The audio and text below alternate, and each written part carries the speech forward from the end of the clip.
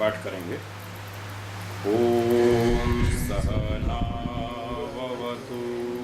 सहनौ भुनक्तु सह वीर्यं करवावहै तेजस्विनावधीतमस्तु मा विद्विषावहै। ओम शांति शांति शांति।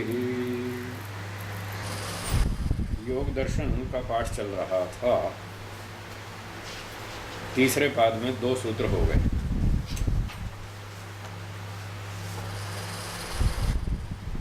अब आगे तीसरा सूत्र चलेगा।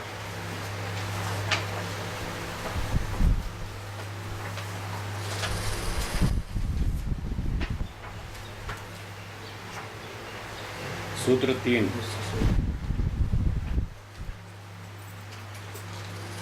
3 बोलेंगे। बोलिए। तदेव अर्थमात्र निर्भासम स्वरूप शून्यम इव समाधि।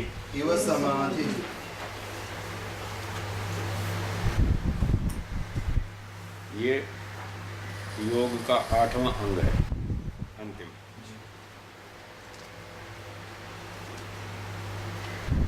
सात अंगों तक चर्चा हो गई। छठा धारणा, 7वां ध्यान और 8वां समाधि। तो इस समाधि की परिभाषा में बताते हैं तत् का अर्थ वह है। वह कौन? पिछले सूत्र में कौन था? ध्यान। तो वह ध्यान, तत् का अर्थ वह मतलब ध्यान। एव ही, तद एव, वह ध्यान ही। सूत्र का अंतिम शब्द है समाधि।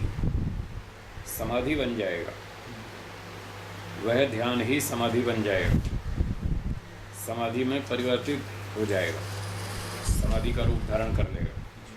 कब? जब 2 शर्तें पूरी होंगी। पहली शर्त है अर्थमात्र निर्भासम। अर्थ का मतलब वस्तु। कौन सी वस्तु? जिसका ध्यान कर रहे थे। किसका ध्यान कर रहे थे? ईश्वर का। तो अर्थमात्र का मतलब हुआ ईश्वर रूपी वस्तु। निर्भासम, जब प्रकट होने लगे। भा दीप्तौ एक धातु है, इससे भासम शब्द बनाते हैं। फिर निह उपपद जोड़कर निर्भासम, प्रकट होना, अच्छी तरह से अनुभूति होना। तो अर्थमात्र निर्भासम का अर्थ हुआ जब ईश्वर रूपी वस्तु प्रकट हो जाए, उसकी अनुभूति होनी आरंभ हो जाए। आपने पूछा था कि ध्यान के समय तो हम खोज कर रहे हैं, तो मैंने बताया जब तक खोज कर रहे हैं और संबंध जुड़ा नहीं, तब तक तो ध्यान।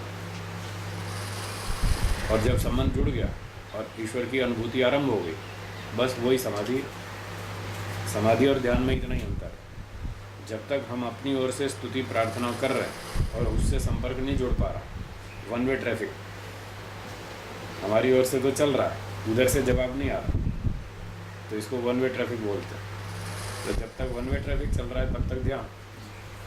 और जब संबंध जुड़ गया और 2 वे ट्रैफिक शुरू हो गया, हमने कहा हे ईश्वर आप आनंद स्वरूप हैं, हमें भी आनंद दीजिए, और ईश्वर ने आनंद देना शुरू कर दिया, तो उधर से जवाब आने लग गया।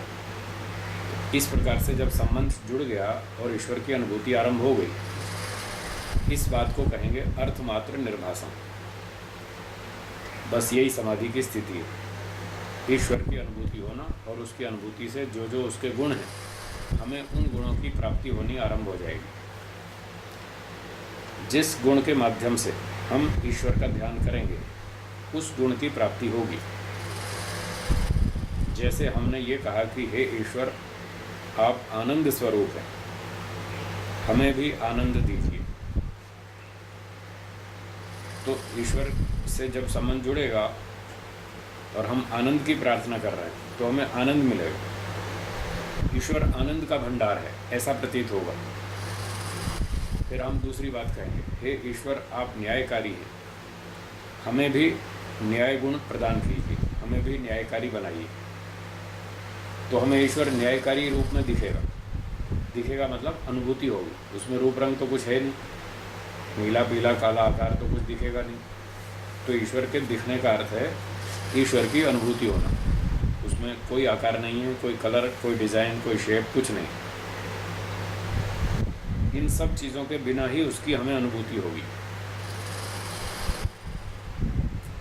बिना रूप रंग के, बिना आकृति के लोग बड़ा संशय करते हैं कैसे अनुभूति होगी। तो हम उसका उत्तर देते हैं कि जैसे आप भोजन खाते हैं, मटर पनीर खाते हैं, कोई सफ़ेद चने खाते हैं, कोई राजमा खाते हैं, जो भी खाते हैं आपको अच्छा लगता है, जो भी फेवरेट आइटम, जब आप खाते हैं तो आपको बड़ा सुख मिलता है। उस सुख की कोई शेप है, कोई कलर है, कोई डिज़ाइन है, क्या सुख की अनुभूति नहीं होती? खूब होती। चने का शेप है, वो तो दिखता है, पर चना खाकर जो सुख मिलता है उसका कोई शेप नहीं, उसकी कोई आकृति नहीं, कोई रूप रंग नहीं, कोई कलर डिज़ाइन कुछ नहीं, और फिर भी अच्छी तरह अनुभव होता है, समझ में आता है। तो ऐसे ही ईश्वर की अनुभूति भी बिना रूप रंग आकृति के होगी, और वैसा ही आनंद आएगा जैसा चना खा करके, राजमा खा करके, मटर पनीर खा के आनंद आता है। इससे तो कई लाखों गुना ऊंचा आनंद होगा वो, जो ये समाधि में मिलेगा। तो इस प्रकार से हमें समझना है समाधि के अंतर्गत कि आनंद गुण से ईश्वर की स्तुति प्रार्थना करेंगे तो आनंद गुण की प्राप्ति होगी, न्यायकारी के रूप में करेंगे तो न्याय गुण की प्राप्ति होगी, और ईश्वर वैसा ही प्रतीत होगा। हम कहेंगे, हे ईश्वर आप सर्वज्ञ हैं, सबसे अधिक ज्ञानवान है, हमें भी कुछ ज्ञान प्रदान कीजिए। तो ईश्वर हमको सर्वज्ञ के रूप में दिखाई देगा, अनुभव होगा, और ज्ञान की गुण की प्राप्ति होगी। फिर हम कहेंगे, हे ईश्वर आप सर्वरक्षक हैं, हमारी भी रक्षा कीजिए। तो ईश्वर हमको रक्षक के रूप में प्रतीत होगा, और रक्षा गुण की हमें प्राप्ति होगी, हमारे अंदर भी रक्षा करने का गुण आएगा, और हम भी दूसरों की रक्षा करेंगे, दूसरों की मदद करेंगे, सहायता करेंगे। तो इस प्रकार से ईश्वर में तो सैकड़ों हज़ारों गुण हैं, उनमें से जिस गुण को माध्यम बनाकर हम ईश्वर की स्तुति प्रार्थना उपासना करेंगे उस गुण की प्राप्ति होगी। ये है समाधि का मतलब। ऐसे भी आप मनुष्यों में भी ये बात देखते हैं। एक मनुष्य है, उदाहरण के लिए वो न्यायाधीश है, न्यायालय में न्याय करता है। अच्छा, वो कुछ गरीबों को दान भी देता है, ठीक है। फिर संगीत भी जानता है, ये योग्यता भी है, संगीत जानने की भी है, 2-4 वाद्य बजा भी लेता है संगीत पे। अब जब हम उस व्यक्ति का आपसे परिचय कराएंगे, पहला परिचय हम ये बताएंगे ये न्यायाधीश है, तो आपकी दृष्टि ऐसी होगी कि अच्छा ये न्यायाधीश है, वाह। आपको अब वो सामान्य व्यक्ति नहीं दिखाई देगा। जब तक ये परिचय नहीं कराएंगे कि ये न्यायाधीश है, तब तक आपको एक सामान्य व्यक्ति दिखाई देगा। और जैसे ही पता चलेगा ये न्यायाधीश है, कोर्ट में बैठ के न्याय करते हैं, तो आपकी दृष्टि बदलेगी और आपको एक न्याय करने वाला व्यक्ति दिखाई देगा। फिर दूसरी योग्यता बताएंगे, ये गरीबों को दान भी देते हैं, गरीबों की रक्षा करते हैं, तो आपको अब व्यक्ति में ये गुण भी दिखेगा, आपकी दृष्टि और बदलेगी। फिर हम बताएंगे ये संगीतकार भी हैं, बहुत अच्छा संगीत जानते हैं, 2-4-5 वाद्य भी बजा लेते हैं, कभी कभी गा भी लेते हैं, ऐसे तब आपकी दृष्टि और बदलेगी। अब एक ही व्यक्ति आपको अलग अलग रूपों में दिख रहा है, जिस गुण से युक्त आप उसको देखते हैं आपको वो वैसा दिखेगा। ठीक इसी तरह से मनुष्यों में 2, 3, 4, 5, 7, 10 गुण हो सकते हैं, ईश्वर में हज़ारों गुण हैं। तो जब हम किसी मनुष्य को न्यायाधीश के रूप में देखते हैं तो वो वैसा प्रतीत होता है, संगीतकार के रूप में देखते हैं तो वैसा प्रतीत होता है, कोई दानदाता के रूप में देखते हैं तो वैसा प्रतीत होता है। जैसे एक मनुष्य भी अनेक गुणों वाला प्रतीत होता है, अनेक योग्यताओं से युक्त प्रतीत होता है, और हम जिस गुण से युक्त उसको देखते हैं वो वैसा लगता है। ठीक इसी तरह से ईश्वर में हज़ारों गुण हैं। आप उन गुणों में से जिस भी गुण से युक्त ईश्वर का चिंतन करेंगे, ईश्वर के साथ संबंध जोड़ेंगे, उसका ध्यान उपासना करेंगे, तो जब समाधि में पहुँचेंगे उसी उसी गुण की प्राप्ति हमको होगी और उसी उसी गुण वाला ईश्वर हमें प्रतीत होगा। ये है अर्थमात्र निर्वासन। ठीक है, स्पष्ट हो गया। दूसरी शर्त है स्वरूप शून्य इव, स्वरूप शून्य सा हो जाए, इव सा, स्वरूप शून्य सा हो जाए, अर्थमात्र निर्भासम हो जाए, तब वो ध्यान समाधि बन जाएगा। ये दूसरी शर्त है स्वरूप शून्यम इव। तो स्वरूप समाप्त हो जाए, शून्य माने समाप्त। किसका स्वरूप समाप्त हो जाए? ध्यान का, ध्याता का नहीं। ध्यान, इसका लोग अर्थ गलत समझते हैं। लोग समझते हैं जब व्यक्ति ध्यान करने वाला बिल्कुल बेहोश हो जाए, उसे कुछ भी होश नहीं रहे, ऐसे वो समाधि है। अरे बेहोशी का नाम समाधि थोड़ी है। अगर उसका ध्याता का ही स्वरूप खत्म हो गया, वो तो बेहोशी हो जाएगी, वो कोई समाधि थोड़ी रहेगी। समाधि में तो पूरा होश, पूरा ज्ञान से युक्त है व्यक्ति, खूब अच्छी तरह अनुभूति कर रहा है, ईश्वर के गुणों का आनंद ले रहा है, आदि आदि गुणों की प्राप्ति कर रहा है, तो पूरे होश में है। बस आंखें बंद हैं, इंद्रियों से वो बाहर के काम नहीं कर रहा। प्रत्याहार में बताया ही था कि इंद्रियों के काम बंद रखने हैं, अंदर से ईश्वर का चिंतन करना है, विचार मनन करना है और अंदर से ही ईश्वर की अनुभूति करनी है, वो समाधि है। तो यहाँ स्वरूप शून्यम का अर्थ है ध्यान का स्वरूप जब समाप्त हो जाए। स्वरूप शून्यम ये विशेषण है तदेव, उसका। यदा तदेव ध्यानम स्वरूप शून्यम इव भवेत, अर्थमात्र निर्भासम च भवेत।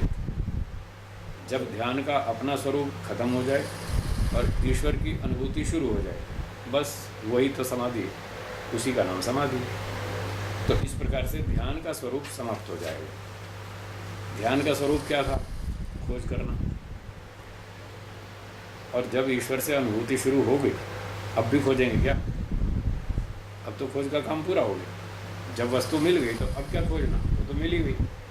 इसलिए का स्वरूप शून्यम, ध्यान का काम पूरा हो गया, ईश्वर की अनुभूति आरंभ हो गई, तब वो ध्यान ही समाधि बन जाएगा। ये सूत्र का अर्थ हुआ। ठीक, चलिए अब भाष्य पढ़ते हैं। एक शंका थी। बोलिए। एक शंका ये है कि जो समाधि है आठवां अंग, जी, ये असंप्रज्ञात समाधि का साधन है या? ये समाधि की एक सामान्य परिभाषा बताई। चाहे संप्रज्ञात समाधि हो चाहे असंप्रज्ञात, जिस वस्तु का हम ध्यान कर रहे हैं उससे जब हमारी अनुभूति आरंभ हो जाएगी और उसको खोजने का काम पूरा हो जाएगा, वो समाधि नाम से कहा जाएगा। वो समाधि दोनों तरह की हो सकती है, संप्रज्ञात भी हो सकती है, असंप्रज्ञात भी हो सकती है। तो मैंने ईश्वर का उदाहरण इसलिए लिया कि हमारा अंतिम उद्देश्य ईश्वर है। मुख्य रूप से हम ईश्वर तक पहुंचेंगे अंत में, इसलिए मैंने उदाहरण के रूप में ईश्वर को लिया। और वैसे जब संप्रज्ञात की बात करेंगे तो संप्रज्ञात में जो जो ध्येय पदार्थ होगा उसका ध्यान करेंगे। पंचमाभूत है, तन्मात्राएँ हैं, इंद्रियां है, जीवात्मा है, तो हम उसका ध्यान करेंगे, वो ध्येय पदार्थ होगा। जब तक खोज कर रहे हैं तब तक ध्यान कहलाएगा। जब उन वस्तुओं की अनुभूति आरंभ हो जाएगी वो समाधि बन जाएगी, तब उसका नाम संप्रज्ञात समाधि रख देंगे। यदि प्राकृतिक विषय है अथवा जीवात्मा है विषय समाधि ध्यान का, तो वो संप्रज्ञात समाधि होगी। और ध्यान समाधि का विषय यदि ईश्वर है तो वो असंप्रज्ञात समाधि होगी। ऐसे पर ये परिभाषा दोनों पर लागू होगी। ठीक है। और एक प्रश्न, बोलिए। कभी कभी हम अनेक गुणों को लेकर ध्यान करते हैं जी, तो अगर समाधि लगती है तो उस पदार्थ की अनेक गुणों के साथ लगेगी या बारी बारी से लगेगी, कैसे लगेगी? कुछ गुण तो सामान्य होंगे, कॉमन, वो तो सदा ही साथ रहेंगे। जैसे मान लीजिए मैं कहूँ ये पेन है, ठीक है, आप जब इस पेन को देखेंगे तो कुछ गुण इसके सामान्य होंगे जो हमेशा आपके सामने रहेंगे। कम से कम इतनी लंबाई हमेशा सामने रहेगी। जब भी आप पेन का विचार करेंगे ये लंबाई नहीं छूटेगी, इसकी गोलाई, चौड़ाई, मोटाई ये कम से कम ज़रूर रहेगी, ये नहीं हटने वाली। फिर अलग अलग गुणों पर हम ध्यान देंगे। मैं कहूँगा इसमें एक सिल्वर कलर का क्लिप लगा हुआ है जो यहाँ जेब में फंस जाता है। अब आप क्लिप की ओर अधिक ध्यान देंगे, बाकी चीज़ों पर ध्यान कम हो जाएगा, इस पर ध्यान अधिक हो जाएगा। जब इस पर ध्यान अधिक होगा तो आप इस गुण से उसको देख रहे हैं, इस गुण से सहित देख रहा है, तो भी लंबाई चौड़ाई तो नहीं छूटने वाली, और चीज़ों पे ध्यान कम हो जाएगा। फिर मैं कहूँगा कि इसके ऊपर एक टॉप पर एक बटन भी लगा है जिससे इसका रिफ़िल सिक्का बाहर आता है और अंदर चला जाता है। अगर दबाएंगे तो बाहर आ जाएगा, अगर फिर दबाएंगे तो अंदर चला जाएगा। जब इसकी बात करेंगे तो आपका मुख्य ध्यान इस पर हो जाएगा और इधर नीचे ध्यान कम हो जाएगा। तो जिस जिस वस्तु पर हम विशेष ध्यान देंगे उस गुण से युक्त पेन की अनुभूति होगी। फिर भी ये लंबाई, गोलाई, मोटाई ये तो कभी नहीं छूटने वाली। चाहे आप क्लिप को देखें, चाहे ऊपर के बटन को देखें, चाहे नीचे के हिस्से को देखें, ये तो छूटने वाली नहीं है। मुख्य और गौण हो सकता है। फिर मैं देखूँ कहूँगा, देखो इस पर लिखा है स्वर्ण जयंती वर्ष, कुछ अक्षर भी लिखे हैं। जब आप इन अक्षरों पर देखेंगे तो ये ऊपर वाली टॉप पर से ध्यान कम हो जाएगा, लेकिन ये लंबाई और गोलाई ये नहीं छूटने वाली। आप चाहे इसको देखें, क्लिप को देखें, इन अक्षरों को देखें या निचला भाग देखें, कुछ बातें तो हमेशा रहेंगी ही, और बाकी जिस जिस पर हम विशेष ध्यान देंगे उसकी विशेष अनुभूति होगी। ठीक इसी तरह से ईश्वर विषय है, और जब ईश्वर की अनुभूति करेंगे तो उसकी कुछ बातें सामान्य होंगी, हमेशा ही रहेंगी, वो छूटने वाली नहीं, जैसे इसकी लंबाई चौड़ाई वाली। तो जब हम ईश्वर का ध्यान करेंगे या समाधि लगाएंगे तब क्या क्या बातें कॉमन हैं जो हमेशा रहेंगी। पहली बात, ईश्वर की संख्या। ईश्वर एक है या बहुत सारे, तो ये हमेशा ध्यान में रहेगा। चाहे आप उसको न्यायकारी के रूप में देखें, चाहे आनंद स्वरूप, चाहे सर्वशक्तिमान, चाहे सृष्टिकर्ता, चाहे दयालु, चाहे सर्वरक्षक, चाहे सर्वज्ञ, कुछ भी रूप में देखेंगे, ईश्वर एक है, ये सदा रहेगा दिमाग में, ये नहीं हटने वाला। जैसे पेन की लंबाई चौड़ाई नहीं हटने वाली, वो कॉमन है। तो ईश्वर एक है, एक तो ये बात रहेगी। दूसरी बात, ईश्वर सर्वव्यापक है। इसको छोड़ के आप ईश्वर का ध्यान नहीं कर सकते। सर्वव्यापक स्वरूप को छोड़कर आप ईश्वर की अनुभूति नहीं कर सकते, वो तो हमेशा रहेगी, कॉमन है। तो ईश्वर एक है, ईश्वर सर्वव्यापक है। फिर जो चीज़ सर्वव्यापक होती है वो निराकार होती है, वो साकार नहीं हो सकती। ऐसी कोई वस्तु नहीं है जो सर्वव्यापक भी हो और साकार भी हो, ऐसी कोई चीज़ नहीं है। तो ये निराकार भी ज़रूर रहेगा ध्यान में। तीन बात, कम से कम ये तीन तो रहेंगी, ये कभी भी नहीं छूटने वाली। अब चौथा गुण हम विशेष अपनी ओर से जोड़ सकते हैं। फिर चौथा, पांचवा, छठा, सातवां, वो भले ही बदलते रहेंगे, पर ये तीन नहीं छूटेंगे। अब चौथा गुण हम क्या जोड़ेंगे साथ में? उदाहरण के लिए हम ये कहेंगे, हे ईश्वर आप चेतन हैं, आप चेतन हैं, आप सर्वज्ञ हैं, आप सब कुछ जानते हैं। तो अब हम इस चौथे गुण को जोड़ेंगे।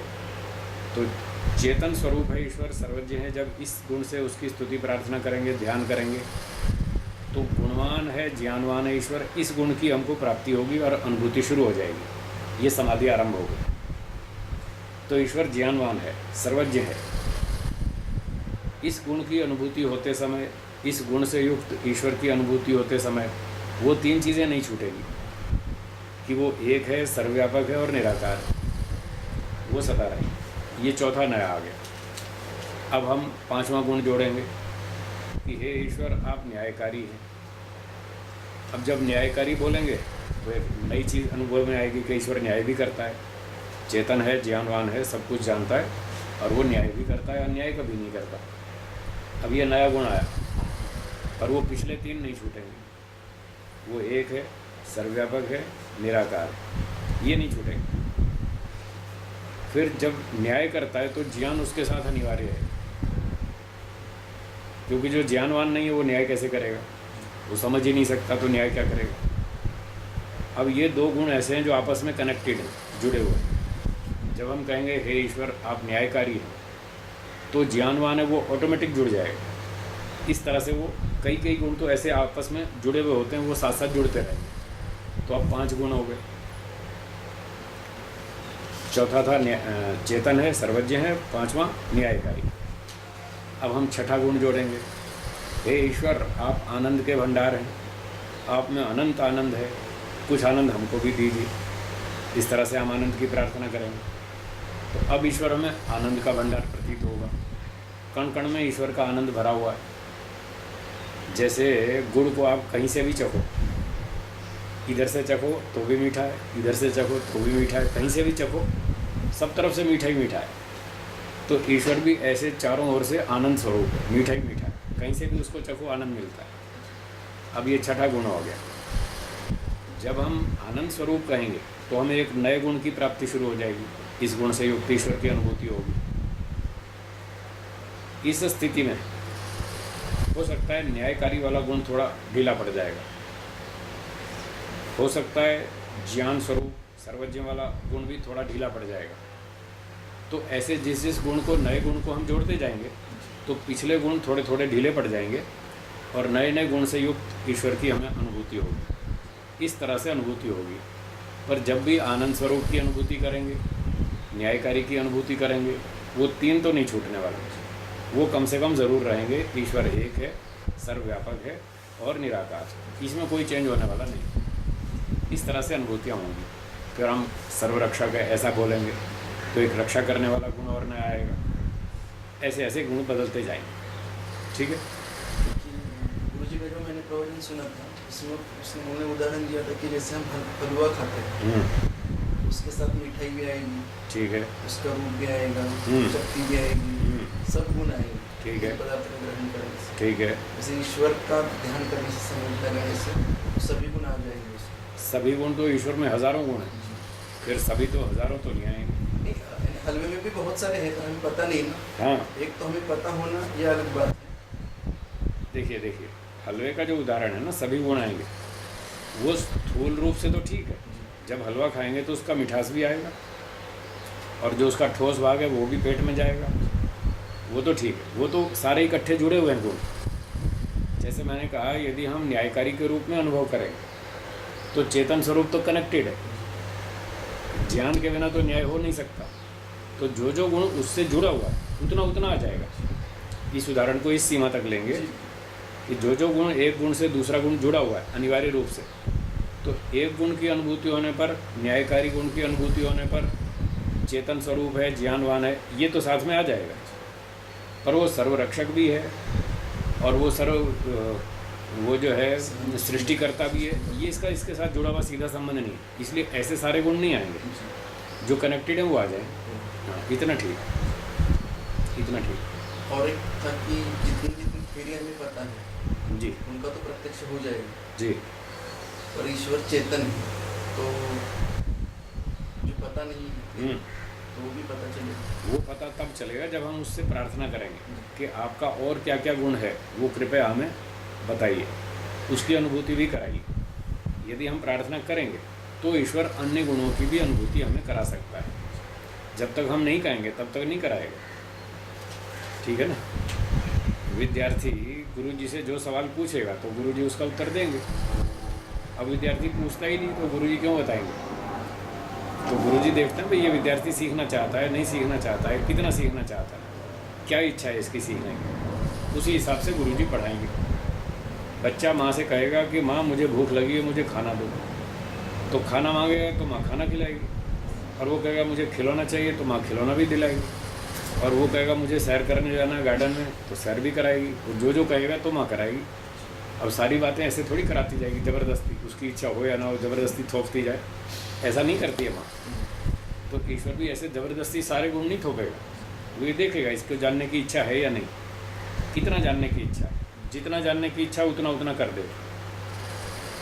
एक तो इच्छा की बात, दूसरी है योग्यता की बात। आप इच्छा तो बहुत सारी कर सकते हैं और हो सकता है आपने ऐसी बड़ी इच्छा कर ली जो पूरी नहीं हो सकती। आपकी सामर्थ्य नहीं, क्षमता ही नहीं है उस चीज़ को ईश्वर पूरा करे। तो जो आपकी क्षमता नहीं सीखने समझने की, वो ईश्वर नहीं बताएगा। उदाहरण के लिए आपने ये पूछ लिया कि हे ईश्वर, मैं ये जानना चाहता हूँ संसार में जीवात्माओं की संख्या कितनी, मुझे ये बताइए। वो इतनी लंबी चौड़ी आप समझ ही नहीं सकते, तो ईश्वर वो नहीं बताएगा। आप संभाल नहीं सकते उस चीज़ को, संभाल नहीं सकते तो वो नहीं देगा। आप कहें जी सत्वगुण के कितने परमाणु हैं, वो इतनी लंबी संख्या आपके दिमाग से ही बाहर है, तो ईश्वर नहीं बताएगा। तो जितना आप सीख सकते हैं, जान सकते हैं, समझ सकते हैं, उतना भार आप संभाल सकते हैं, उतना ही भार आपके सर पर रखेगा, उतना ही आपको अनुभव कराएगा, उतना ही ज्ञान देगा। फिर आपके सामर्थ्य से अधिक नहीं देगा। जैसा महर्षि दयानंद जी ने लिखा है सत्यार्थ प्रकाश में 9वें समोल्लास में कि जो एक मन भार उठा सकता हो उसके सर पे 10 मन भार रखना कोई बुद्धिमत्ता की बात है। अगर 10 मन रख दे तो भार रखने वाले की निंदा होगी कि इसको इतनी भी समझ नहीं है। ये एक मन उठा सकता है, इसके सर पे 10 मन रख दिया वैसे ही गिर मर जाएगा, टूट जाएगा। तो इसलिए ईश्वर उतना ही सिखाएगा जितना हम समझ सकते, जितना सीख सकते, इस तरह से। तो जो संप्रज्ञात के विषय है उनमें और अधिक अनुसंधान करना है तो फिर से असंप्रज्ञात में पूछ सकते हैं। असंप्रज्ञात में फिर बोलो कि मुझे नेत्र इंद्रिय के बारे में कुछ और बताइए, मैं वो जानना चाहता हूँ। तो ईश्वर देखेगा हाँ इसकी योग्यता ठीक है, ये समझ सकता है, इसकी पूर्व भूमिका ठीक है, और वो बताना उचित समझेगा तो बता देगा। उसके लिए कुछ पुरुषार्थ भी करना पड़ेगा। पुरुषार्थ भी करना पड़ेगा, कुछ पढ़ना होगा, कुछ चिंतन मनन करना होगा, कुछ और जोर लगाना पड़ेगा, तब ईश्वर यथा योग्य सहयोग करेगा। तो सहयोग करने वाले का ये स्वभाव होता है कि सहयोग प्राप्त करने की इच्छा वाला व्यक्ति कितना सामर्थ्यवान है, कितनी रुचि वाला है, कितनी इच्छा वाला है, उसके हिसाब से वो उसको सहयोग देता है। तो समाज में भी ऐसा ही होता है, ईश्वर भी वही करेगा। जैसा समाज में चलता है, जो नियम है ईश्वर का, वही ईश्वर उसका पालन करेगा। ठीक है। तो ये सूत्र का अर्थ हो गया समाधि। अब भाष्य पढ़ते हैं। बोलिए। ध्यानम एव ध्येय आकार निर्भासम प्रत्ययात्मकेन स्वरूपेण शून्यम इव यदा भवति ध्येय स्वभाव आवेशात् तदा समाधि इति उच्यते।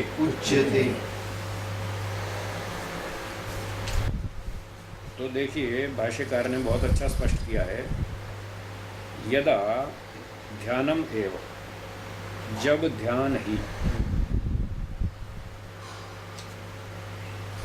प्रत्ययात्मकेन स्वरूपेण शून्यम इव भवति, अपने विचार स्वरूप से, खोज वाले स्वरूप से शून्यम इव भवति, समाप्त हो जाता है, खोजबीन का काम पूरा हो जाता है। और ध्येय आकार निर्भासम भवति, ध्येय के स्वरूप की अनुभूति शुरू हो जाती है, प्रकटता हो जाती है। तो यहाँ आकार से मतलब उसका स्वरूप है।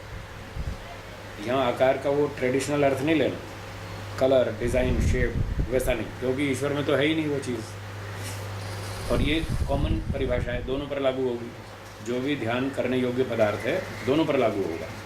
तो यहाँ आकार शब्द का अर्थ करेंगे स्वरूप। ध्येय पदार्थ के स्वरूप की अभिव्यक्ति हो जावे और खोजने का काम पूरा हो जावे, तदा ध्येय स्वभाव आवेशात समाधि रीति उच्यते। तब ध्येय पदार्थ के, उदाहरण ईश्वर का ले लेते हैं हम। ईश्वर का ध्यान कर रहे थे, जिसका ध्यान कर रहे थे उसका नाम है ध्येय। ध्येय पदार्थ जिसका ध्यान कर रहे थे, तो ध्येय था ईश्वर। उसके स्वभाव से, उसके गुणों से, उसके स्वरूप से, आवेशात, आवेश हो जाने से, प्रभावित हो जाने से, ईश्वर के स्वरूप से, गुणों से प्रभावित हो जाने से, तदा समाधि रीति उच्चते, बस तब वो समाधि कहलाती है। तो ईश्वर के गुणों की प्राप्ति शुरू हो गई, उसका स्वरूप प्रकट हो गया, इसका नाम समाधि है, और ध्यान का काम पूरा हो गया। ये 8वां अंग, यहाँ तक हमको पहुँचना है। योग के 8 अंगों में 8वां अंतिम है, ये है 8वां अंग समाधि। ठीक है। अब इस समाधि से क्या होगा? ईश्वर के गुणों की प्राप्ति होगी, ज्ञान की प्राप्ति होगी, न्याय की, आनंद की, दया की, बल की, उत्साह की, बहुत सारे गुणों की। जिस जिस गुण की हम इच्छा करेंगे, जिस जिस गुण की इच्छा करके वैसा वैसा हम ईश्वर को अनुभव करने का प्रयत्न करेंगे, उस गुण की प्राप्ति होती जाएगी। अब हमारी मुख्य समस्याएं 2 थी। एक तो थी अविद्या, उसको दूर करना, मिथ्या ज्ञान, अविद्या, जो हमारे सब दुखों का कारण, जो हमारे जन्म मरण का, बंधन का कारण। तो एक तो हम उसको दूर करना चाहते हैं, तो उसके लिए हम भगवान से प्रार्थना करेंगे, हे ईश्वर हमारी अविद्या का नाश कर दो। आप अनंत ज्ञानवान हैं, सर्वज्ञ हैं, चेतन हैं, हमें अपना ज्ञान प्रदान कीजिए जिससे हमारी अविद्या मिथ्या ज्ञान नष्ट हो जाए और ये जन्म मरण का चक्कर नष्ट हो जाए, ये बार बार जन्म मरण में नहीं आना पड़े। क्योंकि जब तक जन्म लेंगे तब तक दुख आता है, दुख का कारण है जन्म। हम दुख से छूटना चाहते हैं, तो इसका एक ही रास्ता है कि जन्म लेना बंद करो। तो एक तो प्रार्थना ये है कि हमारा जन्म मरण छुड़वा दीजिए, हमको अच्छा अच्छा तत्व ज्ञान दीजिए, बढ़िया बढ़िया ज्ञान दीजिए जिससे हमारी अविद्या नष्ट हो जाए और हमारा जन्म मरण छूट जाए। तो एक तो ये प्रार्थना करेंगे। इसका फल होगा कि ईश्वर हमें ज्ञान देगा, बढ़िया ज्ञान देगा, ऐसा तत्व ज्ञान देगा सब अविद्या को नष्ट कर देगा, जल भून के नष्ट हो जाएगी सारी अविद्या, जिसको योग दर्शन की भाषा में दग्ध बीज भाव अवस्था कहते हैं। एक काम तो ये होगा। दूसरा, हमारी समस्या थी हमको आनंद चाहिए, ऐसे खाली खाली बैठना अच्छा नहीं लगता। हर समय व्यक्ति की इच्छा रहती है कुछ ना कुछ सुख मिलना चाहिए, कहीं से भी सुख मिलना चाहिए। तो दूसरा निवेदन प्रार्थना ये करेंगे भगवान से कि हे ईश्वर, आप बड़े आनंद स्वरूप हैं, हमको आनंद दीजिए। तो ईश्वर आनंद देगा। ये दो बातें होंगी, आनंद की प्राप्ति हो जाएगी, खूब तृप्ति हो जाएगी। जो हमारी इच्छा सदा बनी रहती थी कि हमको ऐसा उत्तम क्वालिटी का, उत्तम स्तर का आनंद मिले जिससे हमारी सब इच्छाएं शांत हो जाएं, तो वो हमारी इच्छाएं सारी शांत हो जाएंगी। एक तो ये तृप्ति हो गई और दूसरा अविद्या का नाश होता जाएगा शुद्ध ज्ञान की प्राप्ति से। इन दो को तो हम कभी नहीं छोड़ेंगे। बाकी फिर हम इसके अतिरिक्त और किसी भी गुण से हम ईश्वर का ध्यान करेंगे तो वो अतिरिक्त लाभ है। उस गुण से हम ईश्वर की समाधि ध्यान करते रहेंगे, उस गुण की प्राप्ति करते रहेंगे और उस गुण से हमारे और सामाजिक कार्य सिद्ध होते रहेंगे। जैसे हम कहेंगे कि हमको न्यायकारी बना दीजिए, आप न्यायकारी हैं, हमें भी न्यायकारी बनाइए, हम भी दूसरों पर अन्याय नहीं करें, क्योंकि अन्याय करेंगे तो फिर दंड मिलेगा, दंड भोगना चाहते नहीं, इसलिए दंड से बचने के लिए हमको न्याय करना है।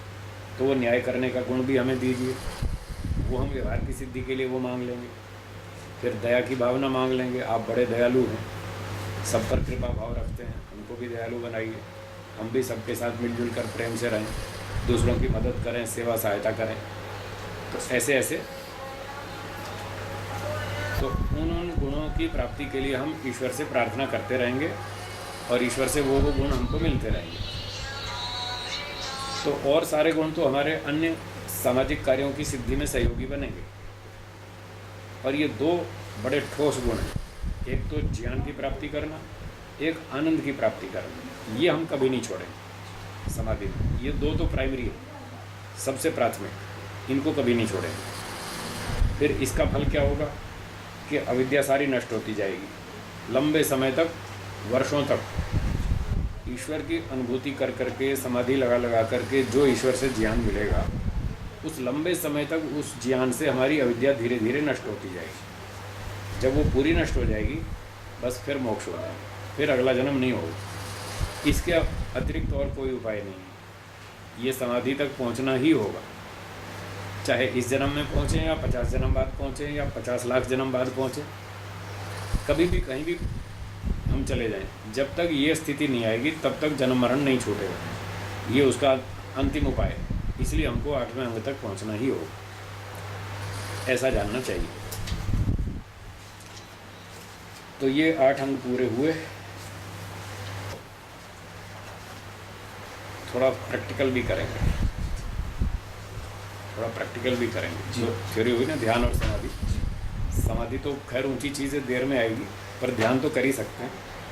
थोड़ा सा ध्यान का अभ्यास करेंगे। आप इस तरह से आसन लगाइए,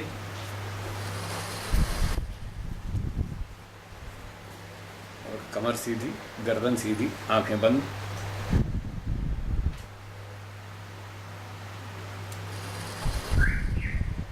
ईश्वर का ध्यान करने के लिए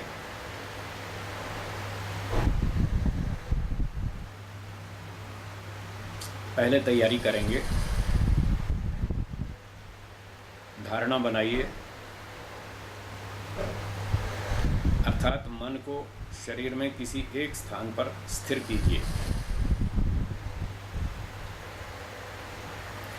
मस्तक में, नासिका में, कंठ में, हृदय में, नाभि में, जहाँ आपको आसान लगे, अच्छा लगे, वहीं अपने मन को केंद्रित कीजिए,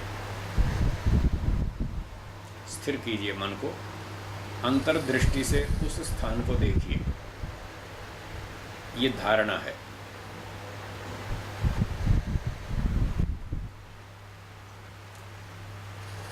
अब ध्यान करेंगे, ध्यान की तैयारी और करेंगे।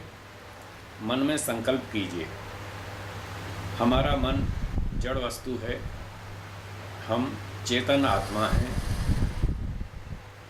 जड़ वस्तु स्वयं क्रिया नहीं कर सकती, तो मन भी जड़ है, इसलिए स्वयं कोई विचार नहीं उठाएगा।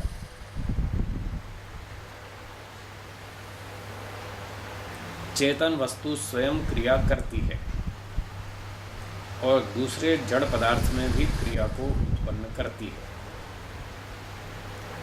इस नियम से आत्मा चेतन है, वह विचार उत्पन्न करता है। मन जड़ है, मन में विचारों को आत्मा उठाता है। इस सिद्धांत को प्रतिदिन दोहराएं, हर रोज़ दोहराएं, बार बार दोहराएं, हजारों बार दोहराएं, वर्षों तक दोहराएं।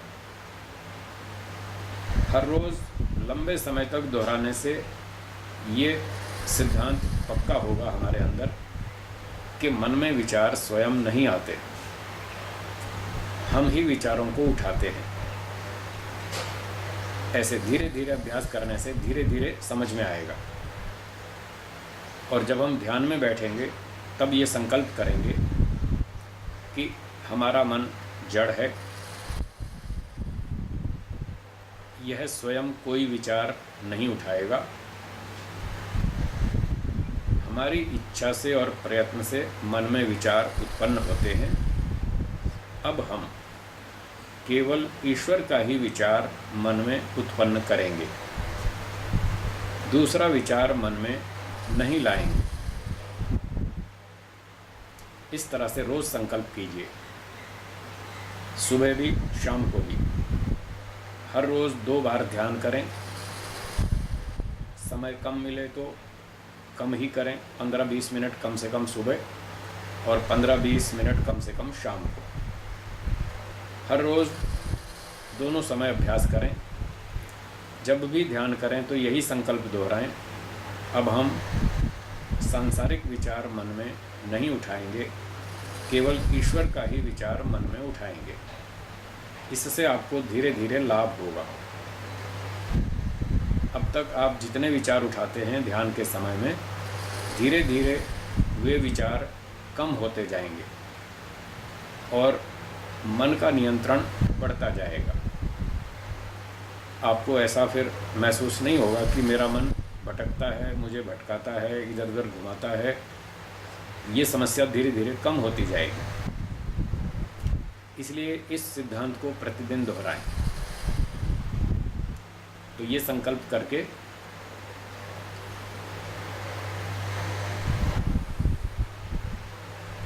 कि मेरा मन जड़ है, अब मैं केवल ईश्वर का ही विचार मन में उठाऊंगा, अन्य विचार मन में नहीं लाऊंगा। ऐसा संकल्प करके फिर अगली क्रिया करेंगे। तो सांसारिक विचारों को रोकने के लिए एक सरल उपाय है, वो है मन में ऐसा सोचिए, चारों तरफ खूब गहरा अंधेरा है। जैसे रात के समय अंधेरा होता है, ऐसा सोचिए।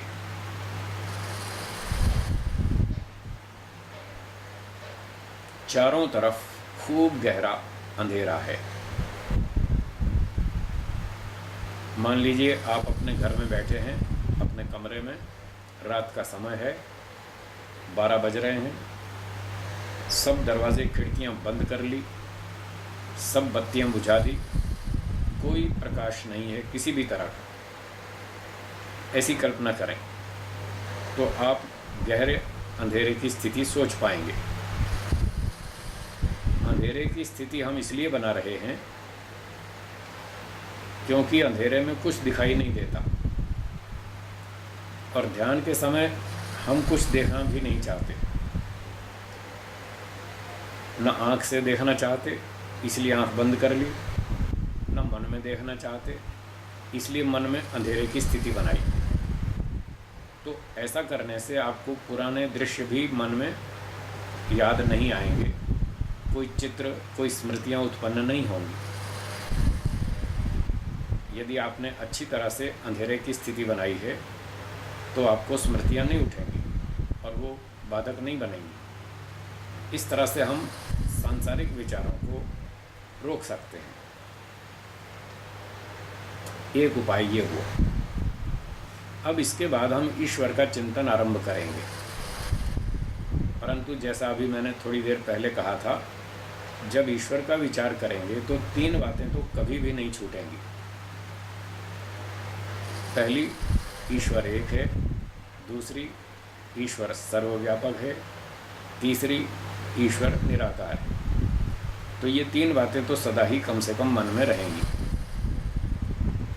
जब इनमें से हम ये कहेंगे कि ईश्वर सर्वव्यापक है, तो सर्व शब्द का अर्थ होगा सभी स्थानों पर व्यापक उपस्थित है। तब हमें स्थान का विचार करना होगा कि ईश्वर कौन से स्थान पर उपस्थित है। वो स्थान है आकाश। ईश्वर पूरे आकाश में व्यापक है, सब जगह उपस्थित है, इसलिए जगह का विचार हमें करना होगा। तो ध्यान की तैयारी के रूप में हम दूसरी चीज़ मन में सोचेंगे, शून्य आकाश, मतलब खाली स्थान। पहली चीज़ अंधेरा और दूसरी चीज़ आकाश, खाली खाली स्थान। इतना तक सोच लेंगे, ये ध्यान की तैयारी हो गई। अब इसके बाद ध्यान शुरू होता है। तो हम ईश्वर के स्वरूप को अच्छी तरह से अपने अंदर बिठाने के लिए हर रोज़ इस तरह से सोचेंगे, 3 तो कम से कम, और 2-3 और अच्छे अच्छे मुख्य गुण साथ जोड़ लेंगे। इस प्रकार से कुल मिलाकर 6 गुणों का हम ईश्वर का विचार करेंगे, 6 गुणों के माध्यम से। वो 6 वाक्य अब आप मेरे साथ बोलिए। हाँ, एक बात का और ध्यान रखेंगे, जब हम ध्यान करते हैं तो ईश्वर से सीधी बातचीत करनी चाहिए, सीधी भाषा में उसी से बात करनी चाहिए। जैसे व्यवहार में हम आपस में एक दूसरे से बात करते हैं और मध्यम पुरुष का प्रयोग करते हैं, अंग्रेज़ी में उसे सेकंड पर्सन कहते हैं। तो ऐसे ही जब हम ध्यान करेंगे तो ईश्वर से बात करेंगे, ईश्वर को मध्यम पुरुष में रख करके बोलेंगे। जब हम आपस में बात करते हैं ईश्वर के विषय में, तब ईश्वर प्रथम पुरुष होता है, थर्ड पर्सन, परंतु ध्यान के समय उसको मध्यम पुरुष में, सेकंड पर्सन में ले आएंगे। तो आपको ध्यान में आसानी होगी और ऐसा लगेगा जैसे कि ईश्वर हमारे सामने ही है, बिल्कुल पास में है। वो है ही, सच भी यही है कि ईश्वर हमारे सब तरफ है, सर्वव्यापक है, हमारे अंदर है, बाहर है, आगे है, पीछे है, दाएं है, बाएं है, ऊपर है, नीचे है, सभी जगह है, वह सर्वव्यापक है। तो इस भाव की भी अनुभूति होने लगेगी कि ईश्वर सर्वव्यापक है, हमारे आसपास है, हमारे अंदर है, तो हम उससे सीधी बात क्यों ना करें। इसलिए ध्यान के समय ईश्वर से सीधी बात करेंगे और मैं वो भाषा बोलता हूँ, आप मेरे 6 वाक्यों को पीछे पीछे दोहराइए। हे ईश्वर आप एक हैं। हे ईश्वर आप एक हैं। आप सर्वव्यापक हैं। आप सर्वव्यापक हैं। आप निराकार हैं। आप निराकार हैं। आप चेतन हैं। आप चेतन हैं। आप न्यायकारी हैं। आप न्यायकारी हैं। आप आनंद स्वरूप हैं। आप आनंद स्वरूप हैं। तो ये 6 वाक्य हुए ईश्वर से ध्यान करते समय। इन वाक्यों से हम ईश्वर से बातचीत करेंगे। तो 3 तो इसमें कम से कम रहेंगे ही सदा, और 3 हमने नए जोड़े, 3 वाक्य, 3 नए गुण जोड़ दिए साथ में, जो विशेष प्रभावशाली हैं, जो हम पर विशेष प्रभाव डालते हैं, और वो निकट हैं, बाकी दूसरे गुण कुछ दूर के हैं। इसलिए जो ईश्वर के स्वरूप को समझने के लिए अधिक सहयोगी गुण हैं, जिनकी हमें अधिक आवश्यकता है, सीधा सीधा हमसे संबंध है, उन 3 गुणों को हमने और जोड़ा। इस प्रकार से ये 6 वाक्य हुए। ऐसे 6 वाक्य बोलकर फिर आगे हम किसी मंत्र से ईश्वर का ध्यान कर सकते हैं। ध्यान का अर्थ बताया था, एक ही विचार लगातार चलता रहे। ईश्वर का ध्यान कर रहे हैं तो ईश्वर का ही विचार लगातार चलता रहे, दूसरा विचार बीच में न आए, इसी का नाम ध्यान है। तो हम सीधी सादी भाषा में भी ईश्वर से बातचीत कर सकते हैं, वो भी ध्यान है। और दूसरा ढंग है किसी मंत्र के माध्यम से ईश्वर से बातचीत करें, उसकी स्तुति प्रार्थना करें। दोनों तरह से हम ध्यान कर सकते हैं। इस समय हम एक छोटे से मंत्र के माध्यम से ईश्वर का ध्यान करेंगे। मंत्र है ओम न्यायकारी। इस मंत्र को मैं थोड़ा लंबे स्वर से गा करके बोलता हूँ, आप सुनिए और फिर बाद में आप भी दोहराइए। ओम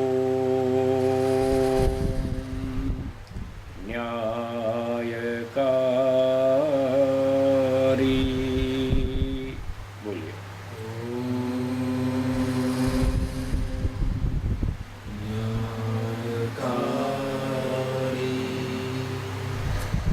इसका अर्थ बोलेंगे, हे ईश्वर, हे ईश्वर, आप न्यायकारी हैं, न्यायकारी हैं, हमें भी न्यायकारी बनाइए। न्यायकारी बनाइए। आप कभी किसी पर अन्याय नहीं करते, हम भी कभी किसी पर अन्याय न करें। तो हमने मंत्र बोला, उसका अर्थ बोला, फिर से मंत्र बोलेंगे बारी बारी से। पहले मैं बोलता हूँ, आप सुनिए और बाद में दोहराइए। ओम न्यायकारी।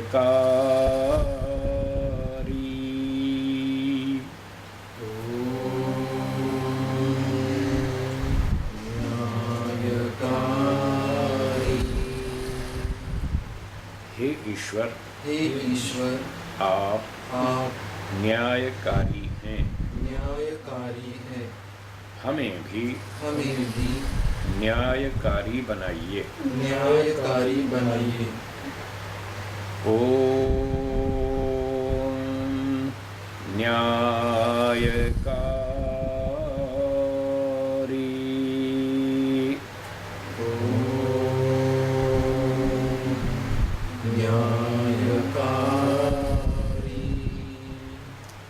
हे ईश्वर, आप न्यायकारी हैं, हमें भी न्यायकारी बनाइए। इस प्रकार से छोटे छोटे मंत्रों से ईश्वर का ध्यान कर सकते हैं, करना चाहिए। बारी बारी से मंत्र बोलना है, फिर उसका अर्थ बोलना है, वैसी ही भावना भी बनानी है। ध्यान के समय हमें ईश्वर वैसा ही न्यायकारी प्रतीत होना चाहिए हमारे मन में, जैसे कि हम संसार में मनुष्यों को देखते हैं जो न्यायाधीश होते हैं, उन्हें देखकर जैसी भावना हमारे मन में आती है कि ये न्याय करते हैं, ऐसी ही भावना इस समय भी आनी चाहिए हमारे मन में, जब हम ईश्वर को ये इन शब्दों से कहेंगे कि हे ईश्वर, आप न्यायकारी हैं, हमें भी न्यायकारी बनाइए। तो ईश्वर भी हमें न्यायकारी के रूप में, न्यायाधीश के रूप में प्रतीत होना चाहिए। इसका नाम है अर्थ भावनम। तो ये अर्थ भावनम भी साथ साथ रहना चाहिए, तब ध्यान ठीक होगा, अच्छा होगा। और एक बात, जो हम ध्यान करते समय ईश्वर की स्तुति करते हैं, प्रार्थना करते हैं, वैसा हमें दिन में पुरुषार्थ भी करना चाहिए। जब तक हम पुरुषार्थ नहीं करेंगे, वैसा बनने का प्रयत्न नहीं करेंगे, तब तक प्रार्थना से कोई विशेष लाभ नहीं होगा। वो हमारी प्रार्थना सुनी नहीं जाएगी, ईश्वर उस पर कोई ध्यान नहीं देगा और हमें उस गुण की प्राप्ति नहीं कराएगा। उदाहरण के लिए, जैसे हमने कहा कि हे ईश्वर, आप न्यायकारी हैं, हमें भी न्यायकारी बनाइए। तो इसका अर्थ होगा कि दिन भर हम न्याय से व्यवहार करें। कोई भी काम करने से पहले 2 बार 4 बार अच्छी तरह से सोचें, कहीं हम दूसरों पर अन्याय तो नहीं कर रहे। ऐसे 2-4 बार विचार करें, और ऐसा पता चले कि हम दूसरों पर अन्याय कर रहे हैं तो हमें तुरंत उस कार्य को रोकना होगा, बंद करना होगा। ये है पुरुषार्थ जो दिन में करना होगा। इसको यम नियम के अंतर्गत स्वीकार किया गया है। इसलिए दिन भर हमें योगाभ्यास के अंतर्गत यम नियम का पालन करना है, सच्चाई से व्यवहार करना है, न्याय से व्यवहार करना है।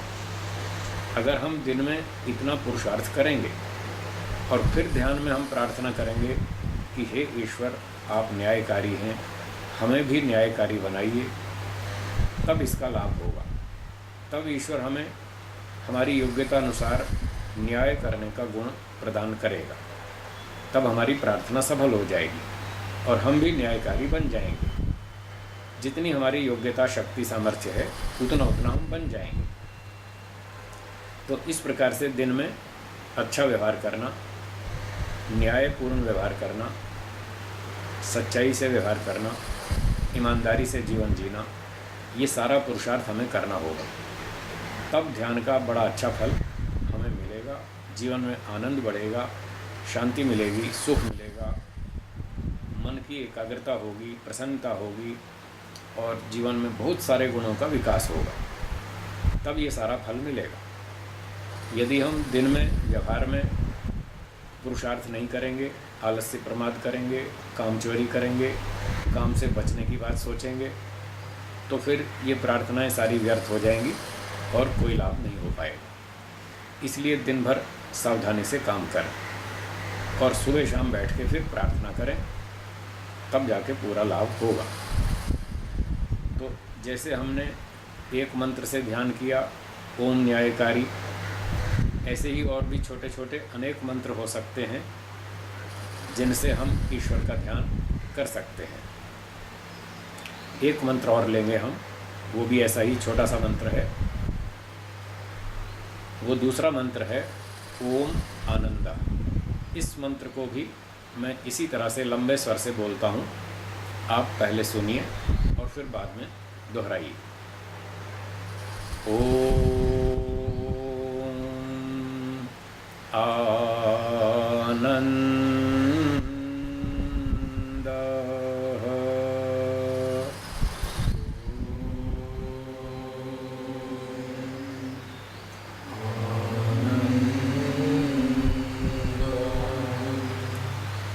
इसका अर्थ बोलेंगे, हे ईश्वर, हे ईश्वर, आप आनंद स्वरूप हैं, आनंद स्वरूप हैं, हमें भी आनंद दीजिए, आनंद दीजिए। ओम आनंद।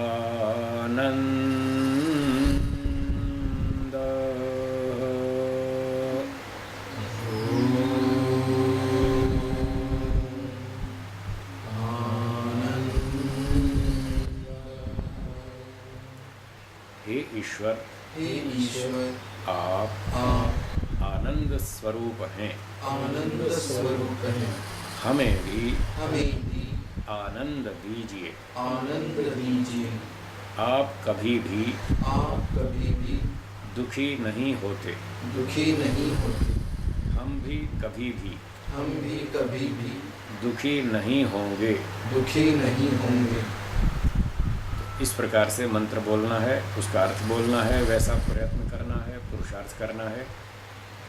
फिर देखिए जीवन में कैसा आनंद आएगा। हमको आनंद चाहिए, सही बात है, पर आनंद ईश्वर तब देगा जब हम पहले न्यायकारी बनेंगे। ईश्वर का नियम है, पहले कर्म करो, बाद में फल मिलेगा। तो पहले हमें न्यायपूर्ण कर्म करने होंगे, तब हम फल की आशा रखेंगे, फल की कामना करेंगे, आनंद की प्रार्थना करेंगे, तब हमारी प्रार्थना सफल होगी। तो हम रोज़ के ध्यान में ये 2 छोटे छोटे मंत्रों से ईश्वर की उपासना स्तुति प्रार्थना कर सकते हैं। और इन दोनों में क्रम यही रहेगा, पहले न्यायकारी मंत्र से ध्यान उपासना करें, बाद में आनंदा इस मंत्र को बाद में बोलें, क्योंकि पहले न्याय करना है तभी हमें आनंद मिलेगा। अन्यायकारी को ईश्वर कभी आनंद नहीं देगा। इस तरह से करना चाहिए। अब दोनों हाथों को थोड़ा सा रगड़िए आपस में, 4-5 बार हथेलियों को आंखों पर घुमाइए, थोड़ा पलकों को सहलाइए, हथेलियों से कप्स बनाकर आंखों को ढक लीजिए। हथेलियों के अंदर ही धीरे धीरे आंखें खोलेंगे और धीरे धीरे पलकें झपकते हुए हथेलियां हटाएंगे, ताकि तेज़ प्रकाश आंखों में चुभे नहीं। इसका सिर्फ इतना ही प्रयोजन है।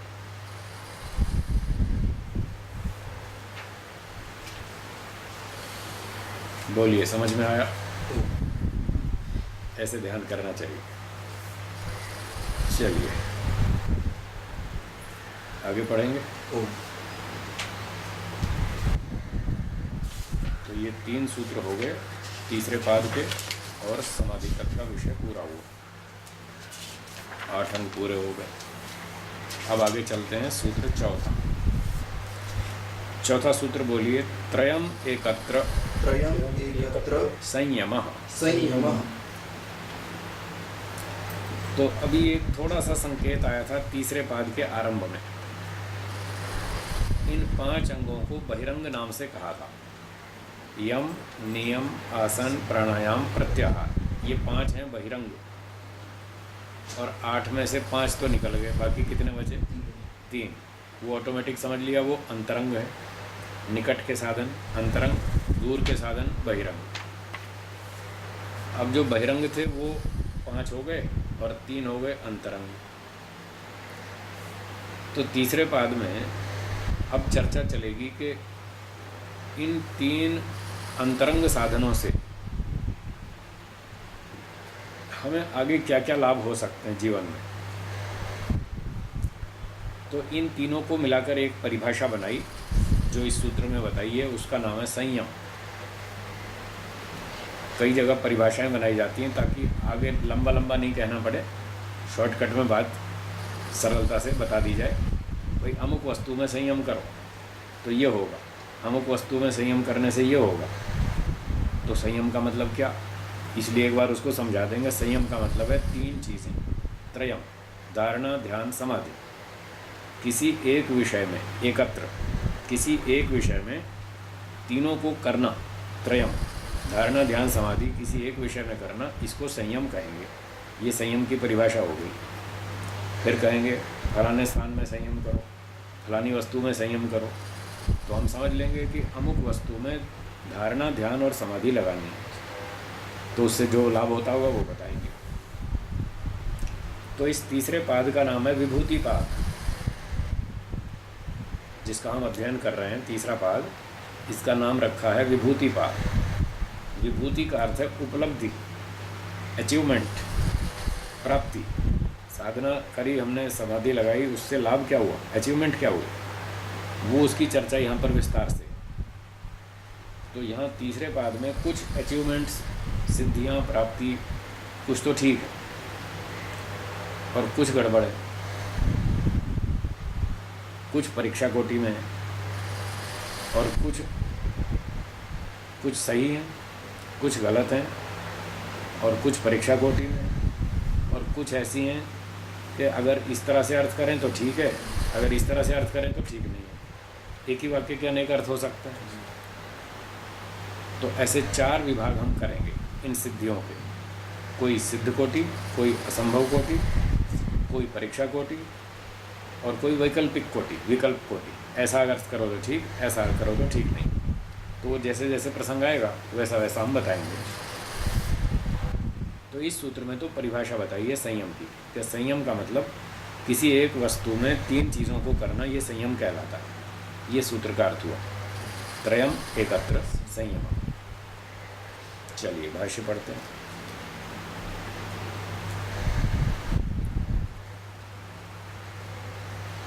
बोलिए। तदेतत् तदेतत् धारणा धारणा ध्यान ध्यान समाधि समाधि त्रयम त्रयम् एकत्र एकत्र संयम। संयम।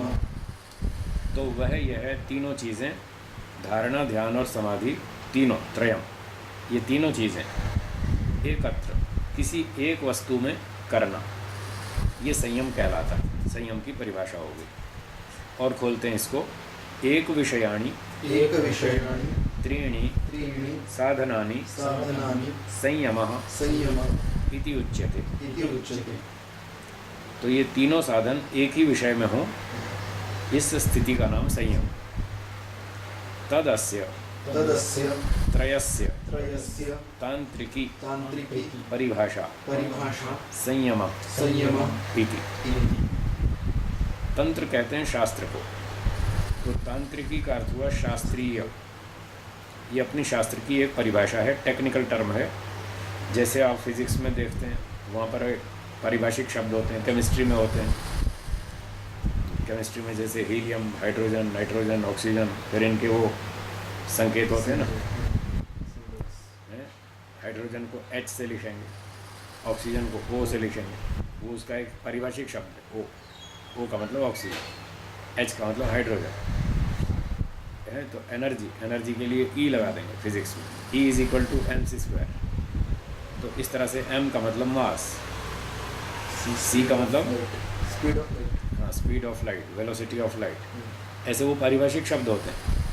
तो इसी तरह से यहाँ पर भी योग दर्शन का ये पारिभाषिक शब्द है। तांत्रिकी परिभाषा अपनी शास्त्र की ये परिभाषा है कि तीनों को एक विषय में करना संयम कहलाता है। इस तरह से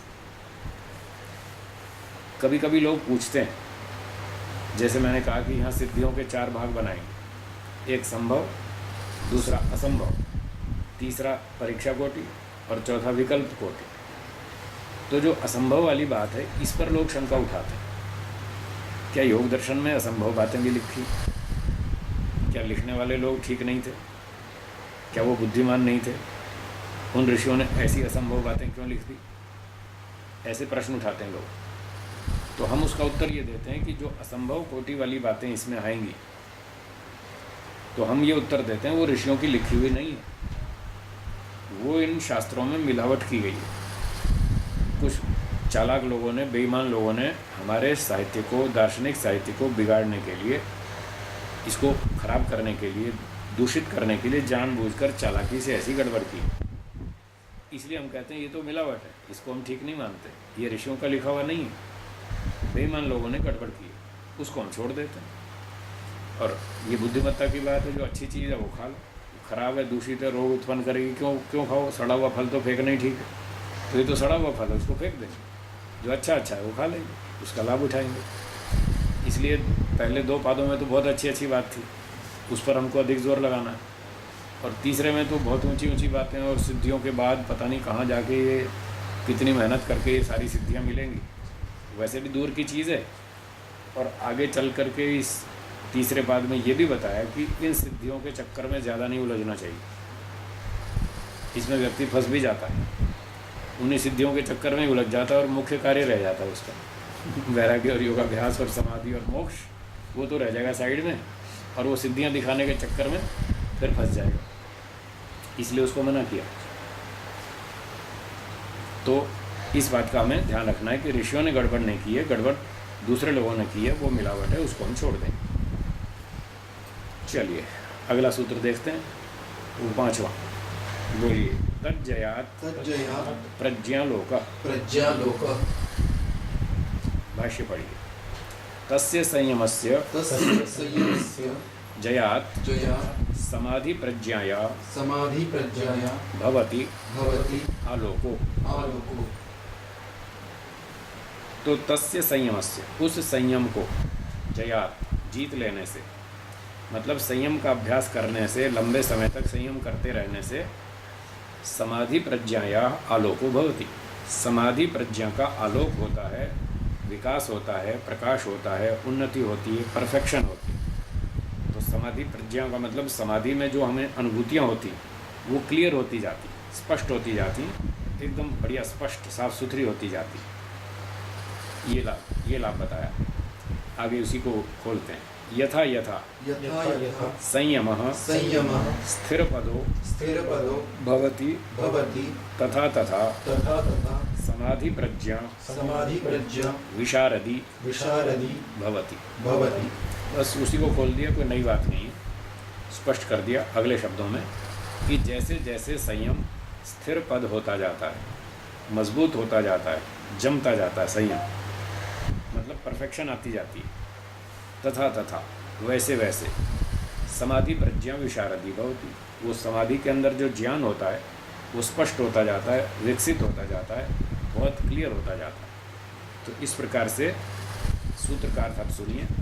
तज्जयात प्रज्ञालोका, उस संयम को जीत लेने से, मतलब संयम में कुशलता प्राप्त कर लेने से, बार बार अभ्यास कर करके संयम में कुशलता प्राप्त कर लेने से प्रज्ञालोका, समाधि बुद्धि जो है वो स्पष्ट होती जाती है और विकसित होती जाती है। ये इसका लाभ।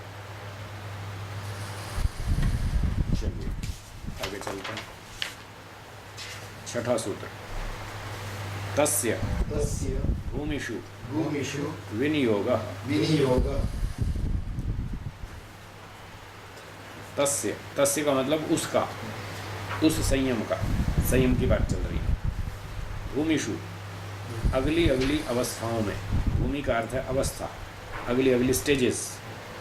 विनियोग, उसका प्रयोग करना चाहिए, उस संयम का अगली अगली अवस्था में प्रयोग करना चाहिए।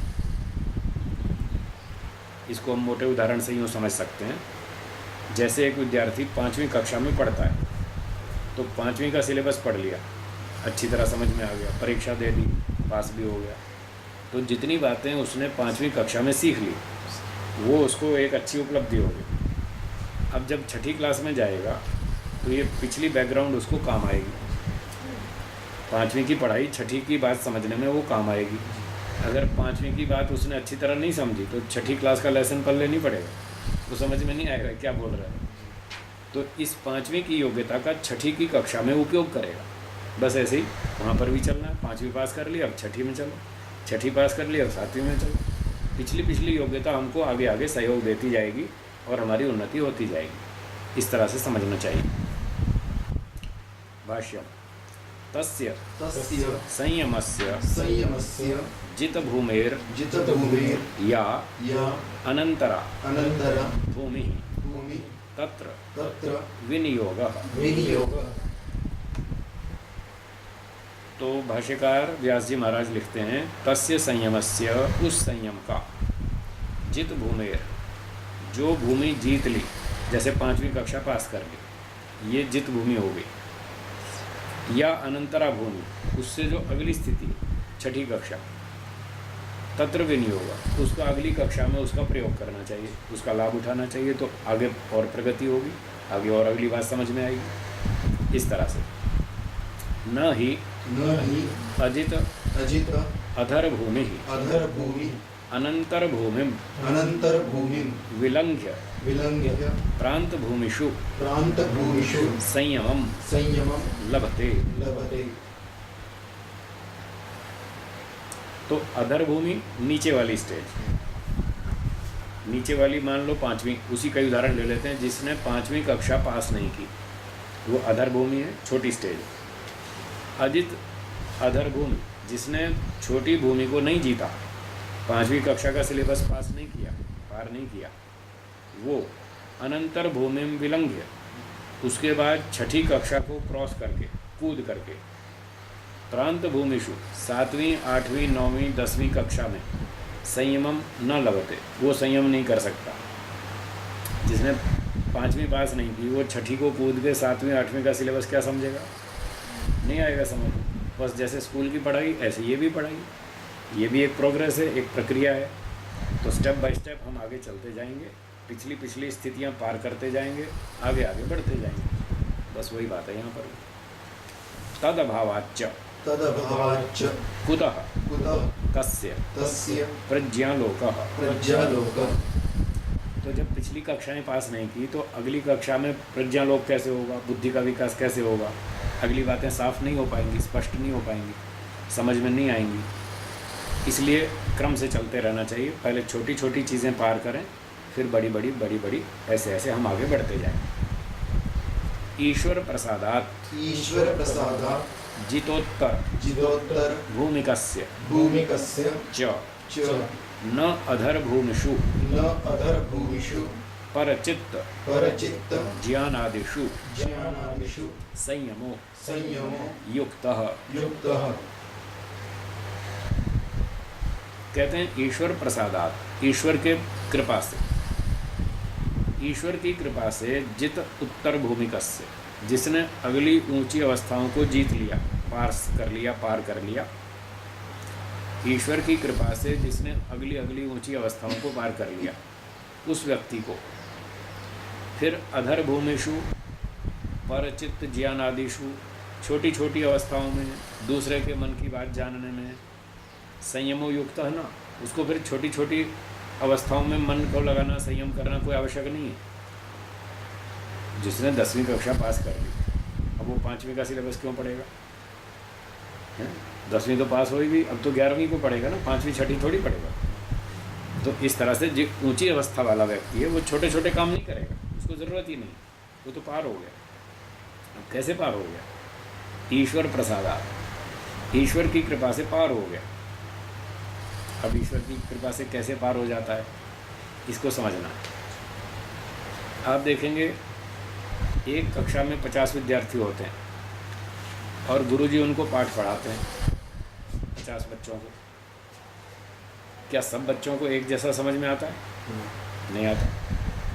किसी को बहुत अच्छा समझ में आता है, किसी को मध्यम आता है, किसी को 2 बार समझाओ तो भी नहीं आता, बल्कि 4-4 बार बताना पड़ता है, तब मुश्किल से आता है, सर में मुश्किल से समझ में आता है। तो ये अंतर क्यों है? ये पूर्व जन्मों के संस्कार, उसकी वजह से अंतर है। जो व्यक्ति गणित विद्या पूर्व जन्मों में सीख कर आया, अच्छा मैथमेटिशियन रहा, गणितज्ञ रहा, गणित का प्राध्यापक रहा, सारा जीवन उसने गणित पढ़ाया, तो उसके संस्कार गणित के बहुत अधिक हैं। अब इस जन्म में, नए जन्म में जब वो बच्चा बन के आएगा और उसको गणित पढ़ाया जाएगा तो वो फटाफट समझेगा, उसके पूर्व संस्कार उसको सहयोग करेंगे। ये है ईश्वर कृपा। पिछले जन्म के संस्कार परमात्मा की कृपा से हमारे साथ आ गए और इस जन्म में हमको सहयोग करेंगे और हमारी स्पीड बढ़ जाएगी, फटाफट हमको वो बात समझ में आ जाएगी। जिसने गणित नहीं पढ़ा पिछले जन्म में, कम पढ़ा, थोड़ी रुचि थी, ज़्यादा मेहनत नहीं की, तो उसके गणित के संस्कार कम, तो उसको 4 बार बताना पड़ेगा, मुश्किल से समझ में आएगा। फिर एक ऐसा भी फिसड्डी होगा, उसको 10 बार बताएंगे तो भी बल नहीं पड़ेगा, तो उसको कहा अच्छा बाबा तू जा, छुट्टी कर, तुझे नहीं पढ़ाएंगे। और कितनी बार पढ़ाएंगे? अब इतनी एनर्जी थोड़ी वेस्ट करेंगे, उसकी छुट्टी कर देंगे। तो ये जो अंतर दिखता है, ये पूर्व जन्मों के संस्कारों की वजह से। ये है ईश्वर की कृपा। जो गणित सीख कर आया, उसके गणित के संस्कार होंगे, वो उस दिशा में तेज़ी से भागेगा। जो केमिस्ट्री सीख कर आया, उसके वैसे संस्कार होंगे, वो उस दिशा में तेज़ी से चलेगा। जो संगीत सीख कर आया, उसकी संगीत में रुचि होगी और वो फटाफट संगीत सीखेगा और तेज़ी से प्रगति कर जाएगा। जिसके आध्यात्मिक संस्कार होंगे, उसकी बचपन से रुचि होगी अध्यात्म में और वो तेज़ी से चलेगा। तो उसको आम आदमी की तरह छोटे छोटे उपाय नहीं करने पड़ेंगे, जैसे पहले बताया था ना, एक एक इंद्रियों को कंट्रोल करो, उसके लिए अलग अलग उपाय करो, वो नहीं करना पड़ेगा। बस मन की इच्छा को रोक लो, सारी इंद्रियां तुरंत कंट्रोल में आ जाएंगी। तो इस प्रकार से जो पूर्व जन्मों की साधना कर करके आ रहा है, उसको जन्म से ही अच्छी योग्यता होगी और थोड़ी सी मेहनत करते ही वो फटाफट आगे निकल जाएगा। फिर उसको छोटी छोटी बातों में मेहनत करने की आवश्यकता नहीं। ये बात कहना चाहते हैं। ये है ईश्वर की कृपा। ऐसे व्यक्ति को सहायता मिलती है ईश्वर कृपा से। चलिए आगे बताएंगे, पढ़ते हैं। कस्मात् कस्मात् तदर्थस्य तदर्थस्य अन्यतः अन्यतः एव एव अवगतत्वात्। अवगतत्वात्। तो उसको छोटी छोटी बातों में संयम करने की आवश्यकता नहीं है। क्यों नहीं है? तदर्थस्य, उस पदार्थ को, अन्यतः, किसी और से, एव, ही, अवगतत्वात्, जान लेने से। वो कार्य उसने किसी और की सहायता से पहले ही कर लिया। पूर्व जन्म के संस्कार ईश्वर ने पहले ही बिठा दिए उसमें, तो वो तो काम पूरा हो गया। इसलिए वो छोटे छोटे काम में अब उसको समय खर्च नहीं करना। तो एक बात जो अभी पिछली पंक्ति में आई थी, परचित्त ज्ञानादिषु, इसके बारे में थोड़ा और स्पष्ट कर दें हम। परचित्त ज्ञान का मतलब दूसरे व्यक्ति के चित्त का ज्ञान कर लेना, दूसरे के मन की बात जान लेना। तो ये एक अच्छी सिद्धि है, दूसरे के मन की बात जान लेना, समझ लेना, बढ़िया चीज़ है। और ये सही बात है, होती भी है, पर एक सीमा तक होती है। थोड़ी थोड़ी बात हम दूसरे के मन की जान लेते हैं, सारी बात नहीं जान सकते। ईश्वर तो सारी बात जानता है, कौन व्यक्ति अपने मन में कब क्या सोचता है, ईश्वर तो उसके मन में घुस कर बैठा है, इसलिए वो तो फटाफट समझ लेता है ये क्या सोच रहा है। पर हम तो दूसरे के मन में घुस के नहीं बैठे, हम तो दूर हैं ना उससे, इसलिए हम उसके मन की सब बात नहीं समझते, पर मोटी मोटी बात हम भी समझ लेते हैं, उसकी भाषा से, उसकी बोलचाल से, उसकी फेस रीडिंग से, उसके आकार प्रकार से, बॉडी लैंग्वेज से, चाल ढाल से, और उसके हाथ के इशारों से, ऐसे ऐसे हम बहुत सी बातें हम भी समझ लेते हैं। तो जो इस तरह से मेहनत करता है तो उसको वो सब बातें समझ में आती, और जो इस तरह से ध्यान नहीं देता तो उसको कम समझ में आती। तो ये बात भी एक सीमा तक ठीक है, हम दूसरे के बात, मन की बात जान सकते हैं। तो ये ऐसे छोटी छोटी चीज़ें जो हैं वो पूर्व जन्म से ही संस्कार लेकर आया, और ईश्वर की कृपा से वो इन चीज़ों को फटाफट पार कर जाएगा, इसलिए उसको उसमें और अधिक समय लगाने की आवश्यकता नहीं है। ठीक है, आगे चलिए। भूमेरस्याः भूमिरस्याः इयम् इयम् अनन्तरा अनन्तरा भूमिः भूमिः इति अत्र इति अत्र योगः योगः एव एव उपाध्यायः। उपाध्याय। तो इस पंक्ति में कह रहे हैं अस्याः भूमे, इस भूमि से, इयम भूमि अनंतरा, ये अवस्था अगली है, ये 5वीं कक्षा है, ये 6ठी है, ये 7वीं है, ये 8वीं है, इसके बाद ये अगली स्टेज है। इस विषय में योग एवं उपाध्याय, योग ही उसका गुरु है, योगाभ्यास ही उसका शिक्षक है। जैसे वैज्ञानिक लोग खोज करते जाते हैं तो वो मेहनत करते जाते हैं, ईश्वर की कृपा से उनको सफलता मिलती जाती है। जो मेहनत करेगा ईश्वर उस पर कृपा करेगा, उसको उसके कर्म का फल देगा। तो जैसे जैसे वो खोज करते जाते हैं, पर पहले गुरुजनों से सीखते हैं। ऐसे कोई वैज्ञानिक नहीं बनता, सबको पहले स्कूल जाना पड़ता है, माता पिता से, गुरुजनों से सीखना पड़ता है, बहुत कुछ सीखना पड़ता है, तब जाके उसकी बुद्धि चलती है नए आविष्कार में। वो भी उसी की चलती है जो पूर्व जन्म से संस्कार लेकर आया हो, उसी की बुद्धि आगे चलती है। तो इस प्रकार से जो योग के क्षेत्र में जो पूर्व जन्म के संस्कार लेकर आया, उसकी बुद्धि भी चलती है, उस दिशा में उसकी बुद्धि भी चलती है, और वो समझता जाता है कि हाँ अब ये छोटी स्थिति है, अब ये इससे अगली स्थिति है, अब ये इससे अगली अवस्था है। ऐसे वो करता जाता है, और वो योगाभ्यास ही उसका गुरु होता है, और वो उसको आगे आगे बढ़ाता जाता है। उसको पता चलता जाता है कि हाँ अब ये स्थिति मैंने पार कर ली, ये छोटी थी, अब और आगे मैं पहुंच गया, अब ये और अच्छी है, और ये इससे और ऊंची है। ऐसे उसको पता चलता जाता है। तो वो उसी को पता चलता है जो पूर्व जन्म के संस्कार लेकर आया, और इस जन्म में भी गुरुजनों से कुछ सीख, कुछ पुस्तकें भी पढ़ी योग की, सच्ची वैदिक, उसको ये ठीक ठीक समझ में आता है। यदि वर्तमान में कोई शिक्षक अच्छा गुरु नहीं मिला तो उसकी प्रगति कम होगी, और उसको अच्छी शुद्ध पुस्तकें, वैदिक पुस्तकें नहीं मिली तो भी प्रगति कम होगी, वो फिर भटक जाएगा, फिर भटकने की संभावना। जैसे हम कल शाम को बात कर रहे थे घूमते घूमते, तो ये मुख्य बातें हैं। एक तो पूर्व जन्म के संस्कार होने चाहिए, किसी भी क्षेत्र में आगे बढ़ने के लिए पूर्व जन्म के संस्कार होने चाहिए, एक शर्त। दूसरा, हमारा साहित्य, लिटरेचर वो शुद्ध होना चाहिए, उस विद्या को हम ठीक तरह से पढ़ें, पुस्तक ठीक होनी चाहिए। तीसरी बात, पढ़ाने वाला शिक्षक गुरुजी वो ठीक होना चाहिए, नहीं तो उसी पुस्तक को अलग अलग ढंग से लोग पढ़ाते हैं, कुछ का कुछ सिखा देते हैं, ऐसी बात सिखा देते हैं जो उसमें है ही नहीं, उल्टा सुल्टा पढ़ाते हैं, तो वो फिर गाड़ी बिगड़ जाएगी, आगे प्रगति ठीक नहीं होगी। तो तीसरी बात शिक्षक की, आचार्य गुरु वो सही होना चाहिए। चौथी बात, फिर अपनी मेहनत की, फिर अपना पुरुषार्थ भी करो। तो ये चारों बातें अगर अच्छी हैं तो प्रगति अच्छी है, अगर ये चारों बातें कमज़ोर हैं तो प्रगति कम, ऐसा जानना चाहिए। तो इस प्रकार से योग ही उसका आगे शिक्षक होता है, पुरुषार्थ करता जाता है और उसको आगे आगे समझ में आता जाता है। अब आगे क्या से करना, क्या करना। कथम कथम एवं ही उक्तम, एवं हि उक्तम। तो ये बात कैसे होती है कि योग ही योग का उपाध्याय है, उसका शिक्षक है? इसको समझाने के लिए कहते हैं कि ऐसा एक श्लोक प्रसिद्ध है, प्राचीन काल में किसी आचार्य ने बोला होगा, उसका श्लोक उद्धृत करते हैं।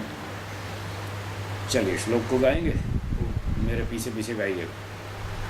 योगेन योगो ज्ञातव्यो, योगेन योगो ज्ञातव्यो, योगो योगात् प्रवर्तते, योगो योगात् प्रवर्तते, यो प्रमत्तस्तु योगेन, यो प्रमत्तस्तु योगेन, स योगे रमते चिरम्।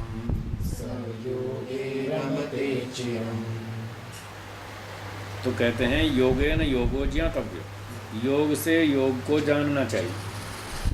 वो बात ध्यान रखिएगा, शिक्षक चाहिए, पुस्तक ठीक चाहिए, तब ये काम आएगा, तब बात बनेगी। तब हम जो योग अभ्यास करेंगे तब हमको योग से योग आगे आगे समझ में आता जाएगा। तो पुस्तक को छोड़ देगा, शिक्षक को छोड़ देगा, फिर योग से योग समझ में नहीं आएगा, फिर तो भटक जाएंगे। सारी दुनिया भटकी हुई, उनको शिक्षक ठीक नहीं मिला, उनको पुस्तक ठीक नहीं मिली, बाकी इसलिए लोग भटक रहे। तो गुरुजी ठीक हो, पुस्तक ठीक हो, फिर व्यक्ति योगाभ्यास करे तो वो योग उसको योग में आगे बढ़ाएगा, क्योंकि योगो योगात् प्रवर्तते। मेहनत से आगे सफलता मिलती है। जो 5वीं का सिलेबस पास करेगा उसको 6ठी का समझ में आएगा, जो 6ठी का पास करेगा उसको 7वीं का समझ में आएगा। तो मेहनत करने से ही आएगा। शिक्षक भी ठीक, पुस्तक भी ठीक। इस प्रकार से योग आगे बढ़ता जाता है, उन्नति होती जाती है। फिर कहते हैं यो अप्रमत्तस्तु योगेन, जो योगाभ्यास में प्रमाद नहीं करता, लापरवाही नहीं करता, सावधान होकर चलता है, ठीक शास्त्र के नियम का पालन करता है, विधि विधान से चलता है, स योगे रमते चिरम, वो व्यक्ति योग में देर तक टिकता है। और जो लापरवाही करता है, नियम तोड़ता है, तो फिर वो नीचे नीचे उतरना शुरू हो जाता है, फिर वो भटक जाता है बेचारा, क्योंकि उसने नियम का पालन नहीं किया। तो प्रगति रुक जाएगी, रास्ता बदल जाएगा, कहीं का कहीं पहुंच जाएगा। इसलिए योगाभ्यास में प्रमाद नहीं करना चाहिए, श्रद्धापूर्वक ईमानदारी से नियमों का पालन करना चाहिए। पूरा यम नियम का अनुष्ठान करें दिन भर, और हर समय अविद्या विद्या का विवेचन करें कि मुझ में कितनी अविद्या है। उस अविद्या को ढूंढें, पकड़ें, उसको दूर करें, उसका खंडन करें, उसका विरोध करें, उसका विनाश करें। ऐसे ऐसे मेहनत करनी पड़ती है। तो जो इस तरह से मेहनत करता जाता है वो फिर योग में टिकता है, लंबे समय तक टिकता है, उसकी अच्छी अच्छी प्रगति होती जाती है। ये बात बताई। तो तस्य भूमिषु विनियोगा, उस संयम का अगली अगली अवस्थाओं में प्रयोग करना चाहिए। ये सूत्रार्थ हुआ। 7वां सूत्र बोलिए। त्रयम त्रयम अंतरंगम अंतरंगम पूर्वेभ्यः। पूर्वेभ्यः। तो त्रयम जो 3 अंग हैं, अंतिम 3 8 में से, 6ठा 7वां 8वां, धारणा ध्यान समाधि, जिन तीनों का सामूहिक नाम संयम है, वे 3 अंग पूर्वेभ्य, पूर्व के 5 अंगों से, अंतरंग, ये निकट साधन है।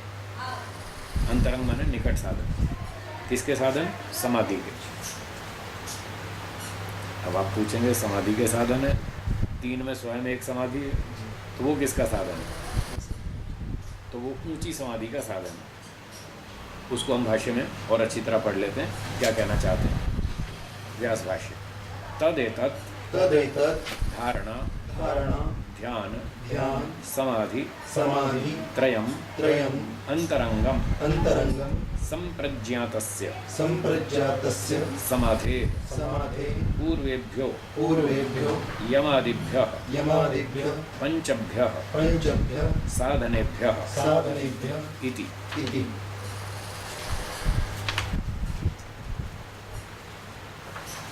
तो कह रहे हैं कि ये जो 3 साधन है, तदेतत् धारणा ध्यान समाधि त्रयम, वे ये तीनों साधन, धारणा ध्यान और समाधि, त्रयम अंतरंगम, ये अंतरंग है।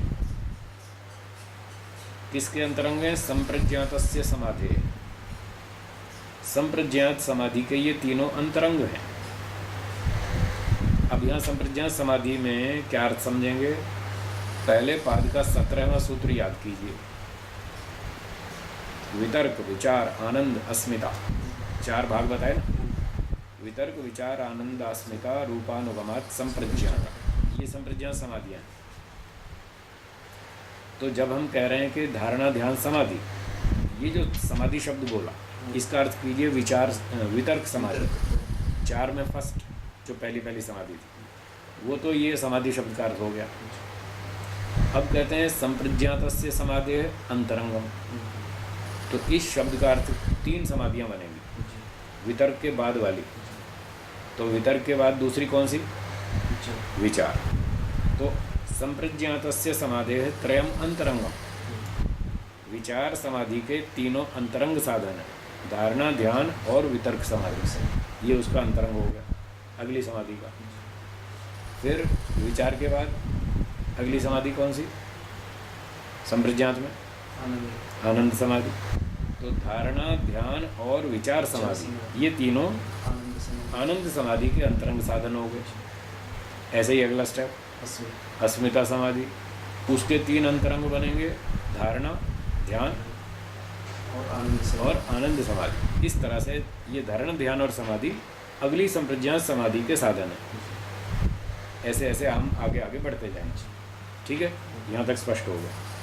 पूर्वेभ्यो यमादिभ्य पंचभ्य साधनेभ्य इति, जो इससे पहले के जो 5 साधन बताए थे, यम नियम आसन प्राणायाम प्रत्याहार, इनकी तुलना में कंपैरिजन में ये 3 साधन निकट है समाधि के, और वो पहले वाले 5 साधन इस समाधि से दूर है, इसलिए ये क्रम बनाया।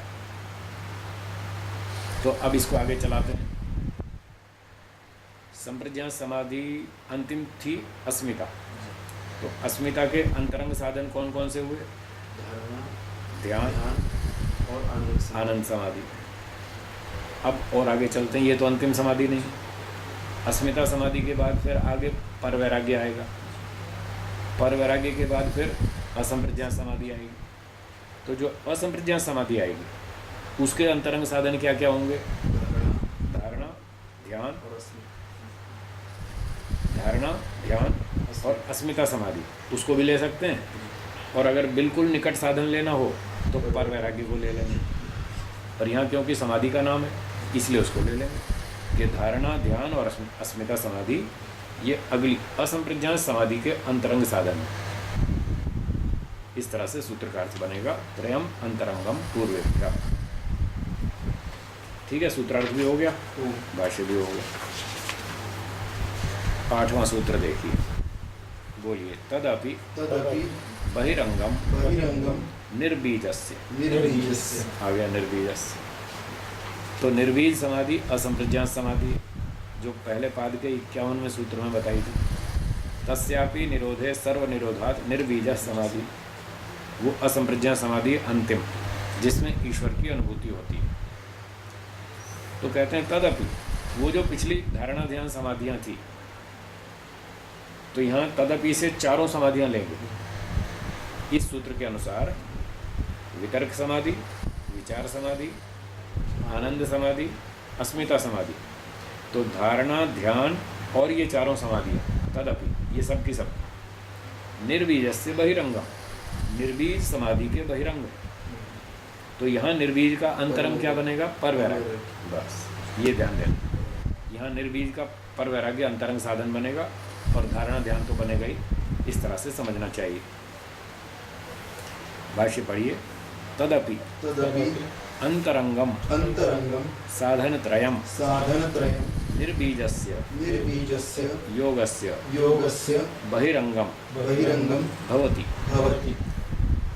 वे पिछले सूत्र में कहे गए साधन त्रयम, 3 साधन, धारणा ध्यान समाधि, जो कि अंतरंग नाम से कहे गए थे, वे तीनों अंतरंग नाम से कहे गए धारणा ध्यान समाधि भी निर्बीजस्य योगस्य बहिरंगम भवति। निर्बीज समाधि के तो बहिरंग है, उससे तो थोड़ी दूर ही है, बीच में एक और चीज़ आई हुई है, वो क्या है?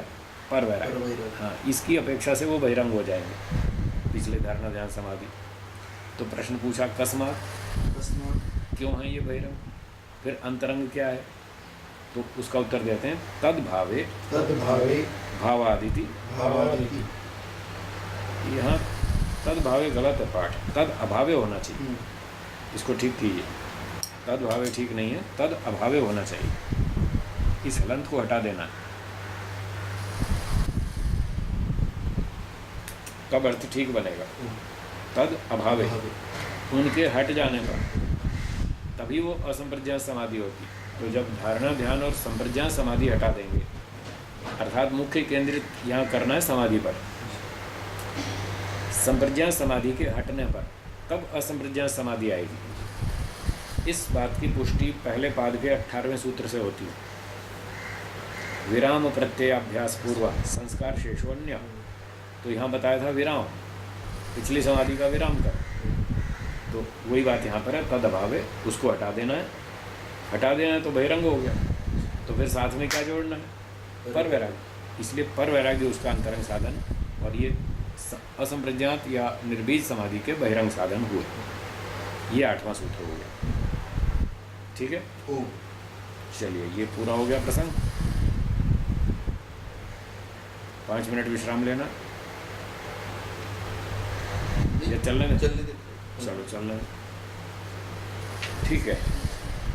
अब 9वां सूत्र बोलिए। अथ अथ निरोध चित्त निरोध चित्त क्षणेषु क्षणेषु चलम चलम गुणवृत्तम गुणवृत्तम इति इति कीदृशः कीदृशं तदा तदा चित्त परिणामः। चित्त परिणामः।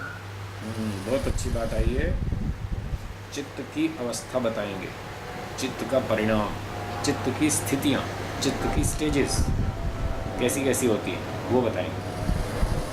तो जब ये अभी निर्बीज समाधि की बात चल रही थी, निर्बीज समाधि असंप्रज्ञात समाधि, जिसमें बैठकर ईश्वर की अनुभूति होती है, ईश्वर से ज्ञान आनंद बल आदि आदि गुणों की प्राप्ति होती है और अविद्या का नाश होता है, उस स्थिति में चित्त की क्या अवस्था रहती है वो बताएंगे। तो भूमिका में कहते हैं निरोध चित्त क्षणेषु, जिस समय चित्त निरुद्ध अवस्था में, 5वीं अवस्था, क्षिप्तम मूढ़म विक्षिप्तम एकाग्रम निरुद्धम इति चित्त भूमया, ये चित्त की 5 अवस्थाएं हैं, क्षिप्त मूढ़ विक्षिप्त एकाग्र और निरुद्ध। तो निरुद्ध 5वीं अवस्था है जो कि असंप्रज्ञात समाधि में होती है। 4थी एकाग्र अवस्था है जो संप्रज्ञात समाधि में होती है। तो यहाँ असंप्रज्ञात समाधि की बात है, उस समय कहते हैं निरोध चित्त क्षणेषु, जब चित्त निरुद्ध अवस्था में है, उन क्षणों में, उस काल में। तदा चित्त परिणाम कीदृश, तब उस समय चित्त की स्थिति क्या रहती है? क्यों पूछ रहे हैं? इसलिए पूछ रहे हैं क्योंकि चलम से गुणवृत्तम है, गुणों का व्यापार तो चंचल है। चित्त जैसी भी स्थिति में हो उसमें सत्वरजतम का तो संघर्षण चलता ही रहता है, वो तो घूमते ही रहते हैं। जैसे आप आजकल की भाषा में भी सुनते हैं, इलेक्ट्रॉन हमेशा घूमते ही रहते हैं। एटम के अंदर इलेक्ट्रॉन घूमते ही रहते हैं, वो टिकते ही नहीं। तो हमारे यहाँ भी कितनी लाखों साल पहले ये बात पहले भी हमारे ऋषि लोग जानते थे, जो साइंस वाले आज समझ रहे हैं कि इलेक्ट्रॉन घूमता रहता है। तो हमारे यहाँ तो पहले से मालूम है कि सत्वरजतम में गति होती ही रहती है, रजोगुण चलने वाला है, वो चलता ही रहता है। तो इधर रजोगुण तो फिर भी चालू है, और आप कहते हैं चित्त एकाग्र है और समाधि लग गई है, निरुद्ध अवस्था आ गई है, तो उस समय उसका क्या होगा?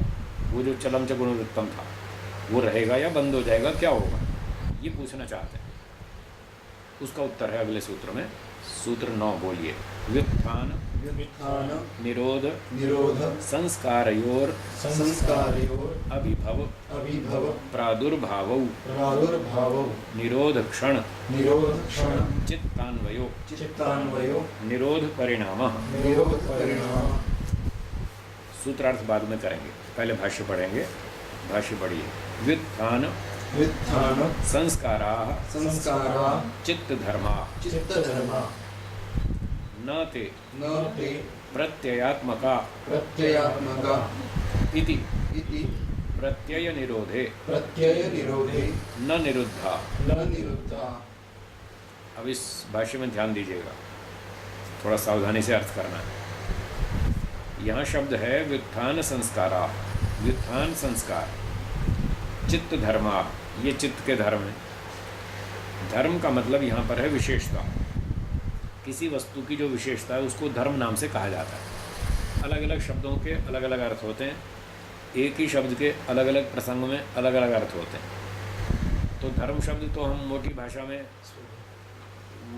अलग अर्थ लेते हैं ना, भाई ये सच बोलना धर्म है, झूठ बोलना अधर्म है, जितने अच्छे काम है वो धर्म है, जितने बुरे काम है वो अधर्म है। वो सामान्य अर्थ है, प्रचलित अर्थ। यहाँ धर्म का वो अर्थ नहीं। जैसे ये एक वस्तु है, इस वस्तु में लंबाई चौड़ाई रूप रंग डिज़ाइन कलर ये सब है, तो इसकी जो जो विशेषताएं हैं वो इसका धर्म है। यहाँ इस अर्थ में धर्म शब्द का प्रयोग है, किसी पदार्थ की विशेषताएं,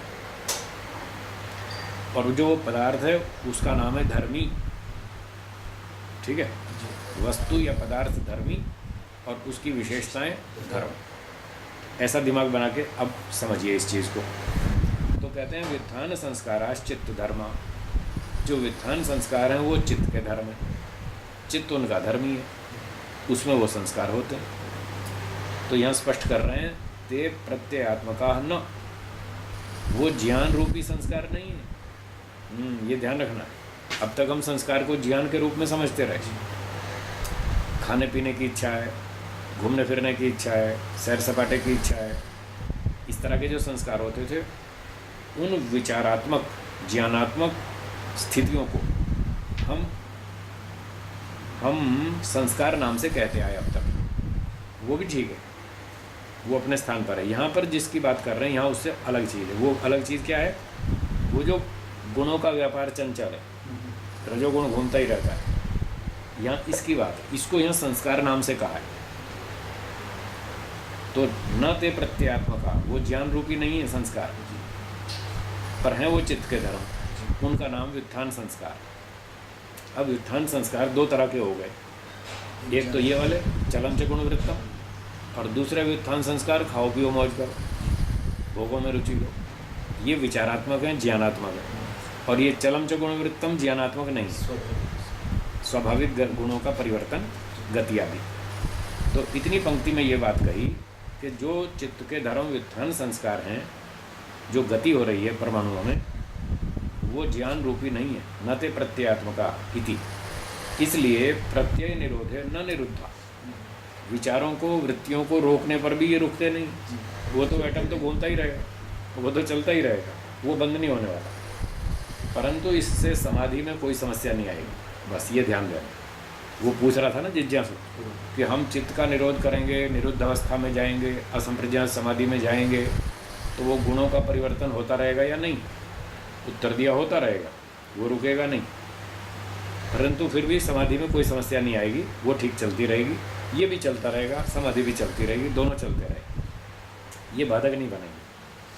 तो प्रत्यय निरोध है। अब ये दूसरे प्रत्यय हैं, वृत्तियाँ, विचार, योगश्चित्त वृत्ति निरोधा। तो वृत्तियों के रोकने पर भी, समाधि लगाने पर भी वो चलम च गुणवृत्तम वो नहीं रुकता, वो चालू रहता। आगे बढ़िए। निरोध संस्कारा निरोध संस्कारा अपि अपि चित्त धर्मा। चित्त धर्मा। अब जो निरोध संस्कार हैं ये हैं पर वैराग्य वाले, जो असंप्रज्ञात समाधि के कारण है, उसको उत्पन्न करते हैं निरोध संस्कार। तो कहते हैं निरोध संस्कारा अपि चित्त धर्मा, वो भी चित्त में ही होते, चित्त में सारे संस्कार जमा होते। खाओ पियो मजा करो, ये व्युत्थान संस्कार, वो भी उसी में रहते हैं। और ईश्वर सबसे अच्छा है, ये सब दुनिया बेकार है, सब दुखदायक है, ये अच्छे ऊंचे वैराग्य के संस्कार हैं, ये भी उसी में जमा रहते। तो दोनों उसी में रहते हैं। तो अब क्या कह रहे हैं? अगली पंक्ति देखिए। तयोर अभिभव अभिभव प्रादुर्भाव, प्रादुर्भाव। इन दोनों संस्कारों का अभिभव और प्रादुर्भाव होता रहता है। अभिभव का अर्थ है दब जाना, प्रादुर्भाव का अर्थ है उभर जाना, प्रकट हो जाना। तो एक संस्कार दब जाता है, दूसरा उभर जाता है। ठीक है, एक कमज़ोर हो जाता है, दूसरा जाग जाता है। इस तरह से होता रहता है। कौन सा दबता है, कौन सा जागता है? आगे बढ़िए। व्युत्थान संस्कारा व्युत्थान संस्कारा हीयन्ते हीयन्ते निरोध संस्कारा निरोध संस्कारा आधीयन्ते। आधीयन्ते।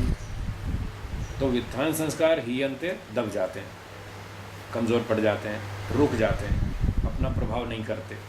अब ये व्युत्थान संस्कार वही हैं प्रत्यात्मा, खाओ पियो मजा करो, संसार में सुख लो, ये व्युत्थान संस्कार ये तो दब गए। समाधि चल रही और असंप्रज्ञात समाधि चल रही, उस समय तो ये दबेंगे। और निरोध संस्कार आदि अंत, जो ऊंचे वैराग्य के पर वैराग्य के संस्कार हैं, जो समाधि को उत्पन्न करते हैं, ईश्वर की अनुभूति कराते हैं, वो संस्कार हावी हो जाते हैं, आदि अंत आरूढ़ हो जाते हैं, वो ऊपर उभर आते हैं, और वो कम भोगो खाओ पियो मजा करो वो दब जाते हैं। तो अब 3 बात हो गई, खाओ पियो मजा करो दब जाएगा, ईश्वर संबंधी वैराग्य के विचार उठ जाएंगे, और चलम च गुणवृत्तम चालू रहेगा। ये 3 चीज़ें हो गई।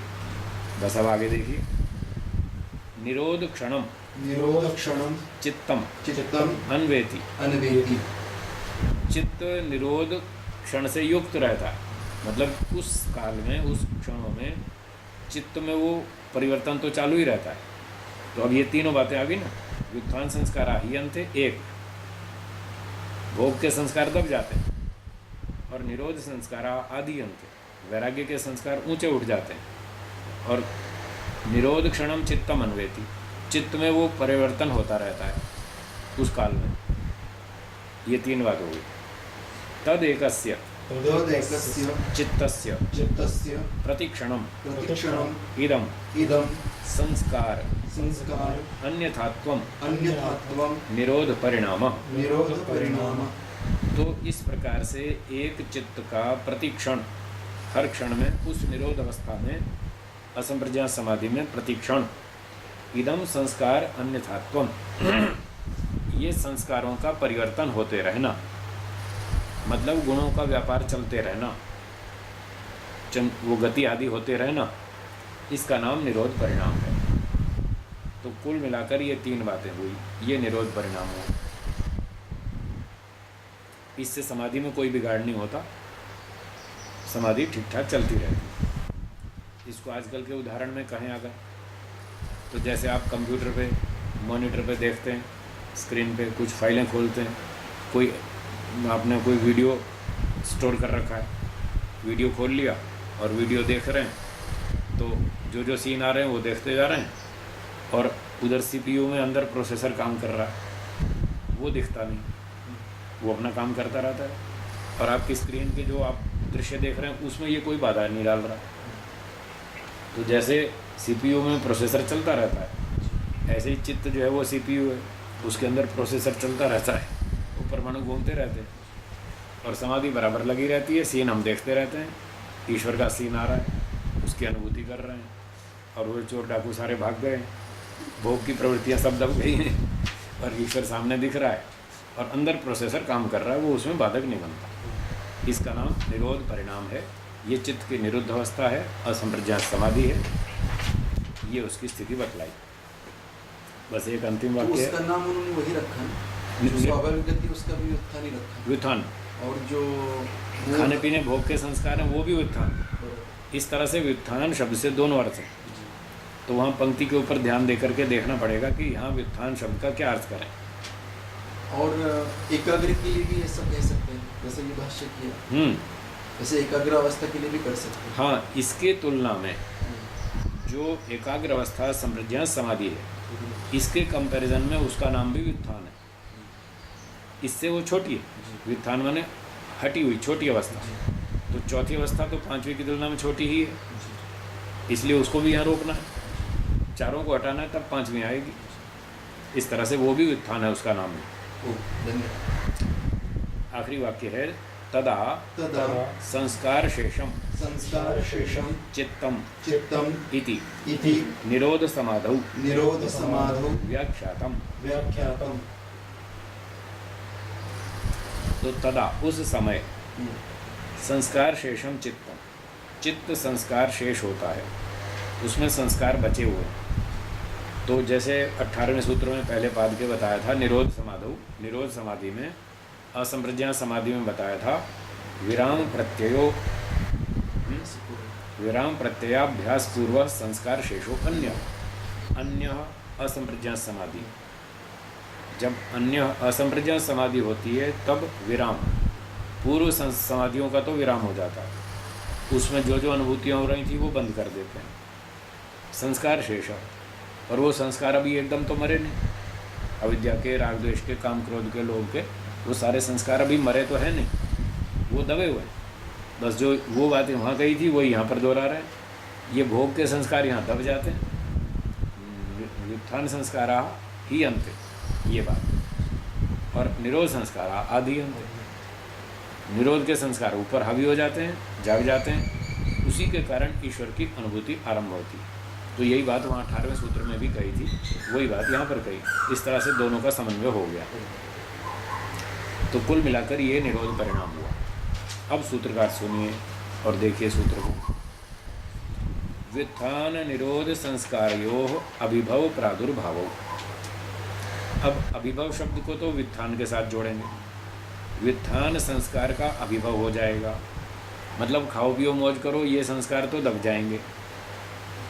निरोध संस्कार का प्रादुर्भाव होगा, पर वैराग्य के संस्कार जागेंगे। ईश्वर ही अच्छा है, ईश्वर सबसे उत्तम है, वही हमारा कल्याण करेगा, वही हमको जन्म मरण से छुड़ाएगा। उसी से जो ज्ञान प्राप्त होगा, उसी ज्ञान से हमारे अविद्यादि दोष नष्ट होंगे। इस तरह के जो विचार संस्कार हैं, ये हैं निरोध संस्कार। ये हावी हो जाएंगे, उभर जाएंगे, और खाओ पियो मौज वाले दब जाएंगे। दो बात हो गई। और तीसरी, निरोध क्षण चित्त अन्वय। उस निरोध काल में चित्त में वो परिवर्तन चालू रहेगा, गुणों का परिवर्तन, गति। तो तीन बात हो गई। बस इन तीनों को मिलाकर जो स्टेज बनेगी उसका नाम निरोध परिणाम है। वो निरोध परिणाम, ठीक है। चलिए, ये भी पूरा हो गया 9वां सूत्र। अब समय समाप्ति की ओर है, इसको यहाँ विराम देते हैं, बाकी फिर कल पढ़ेंगे।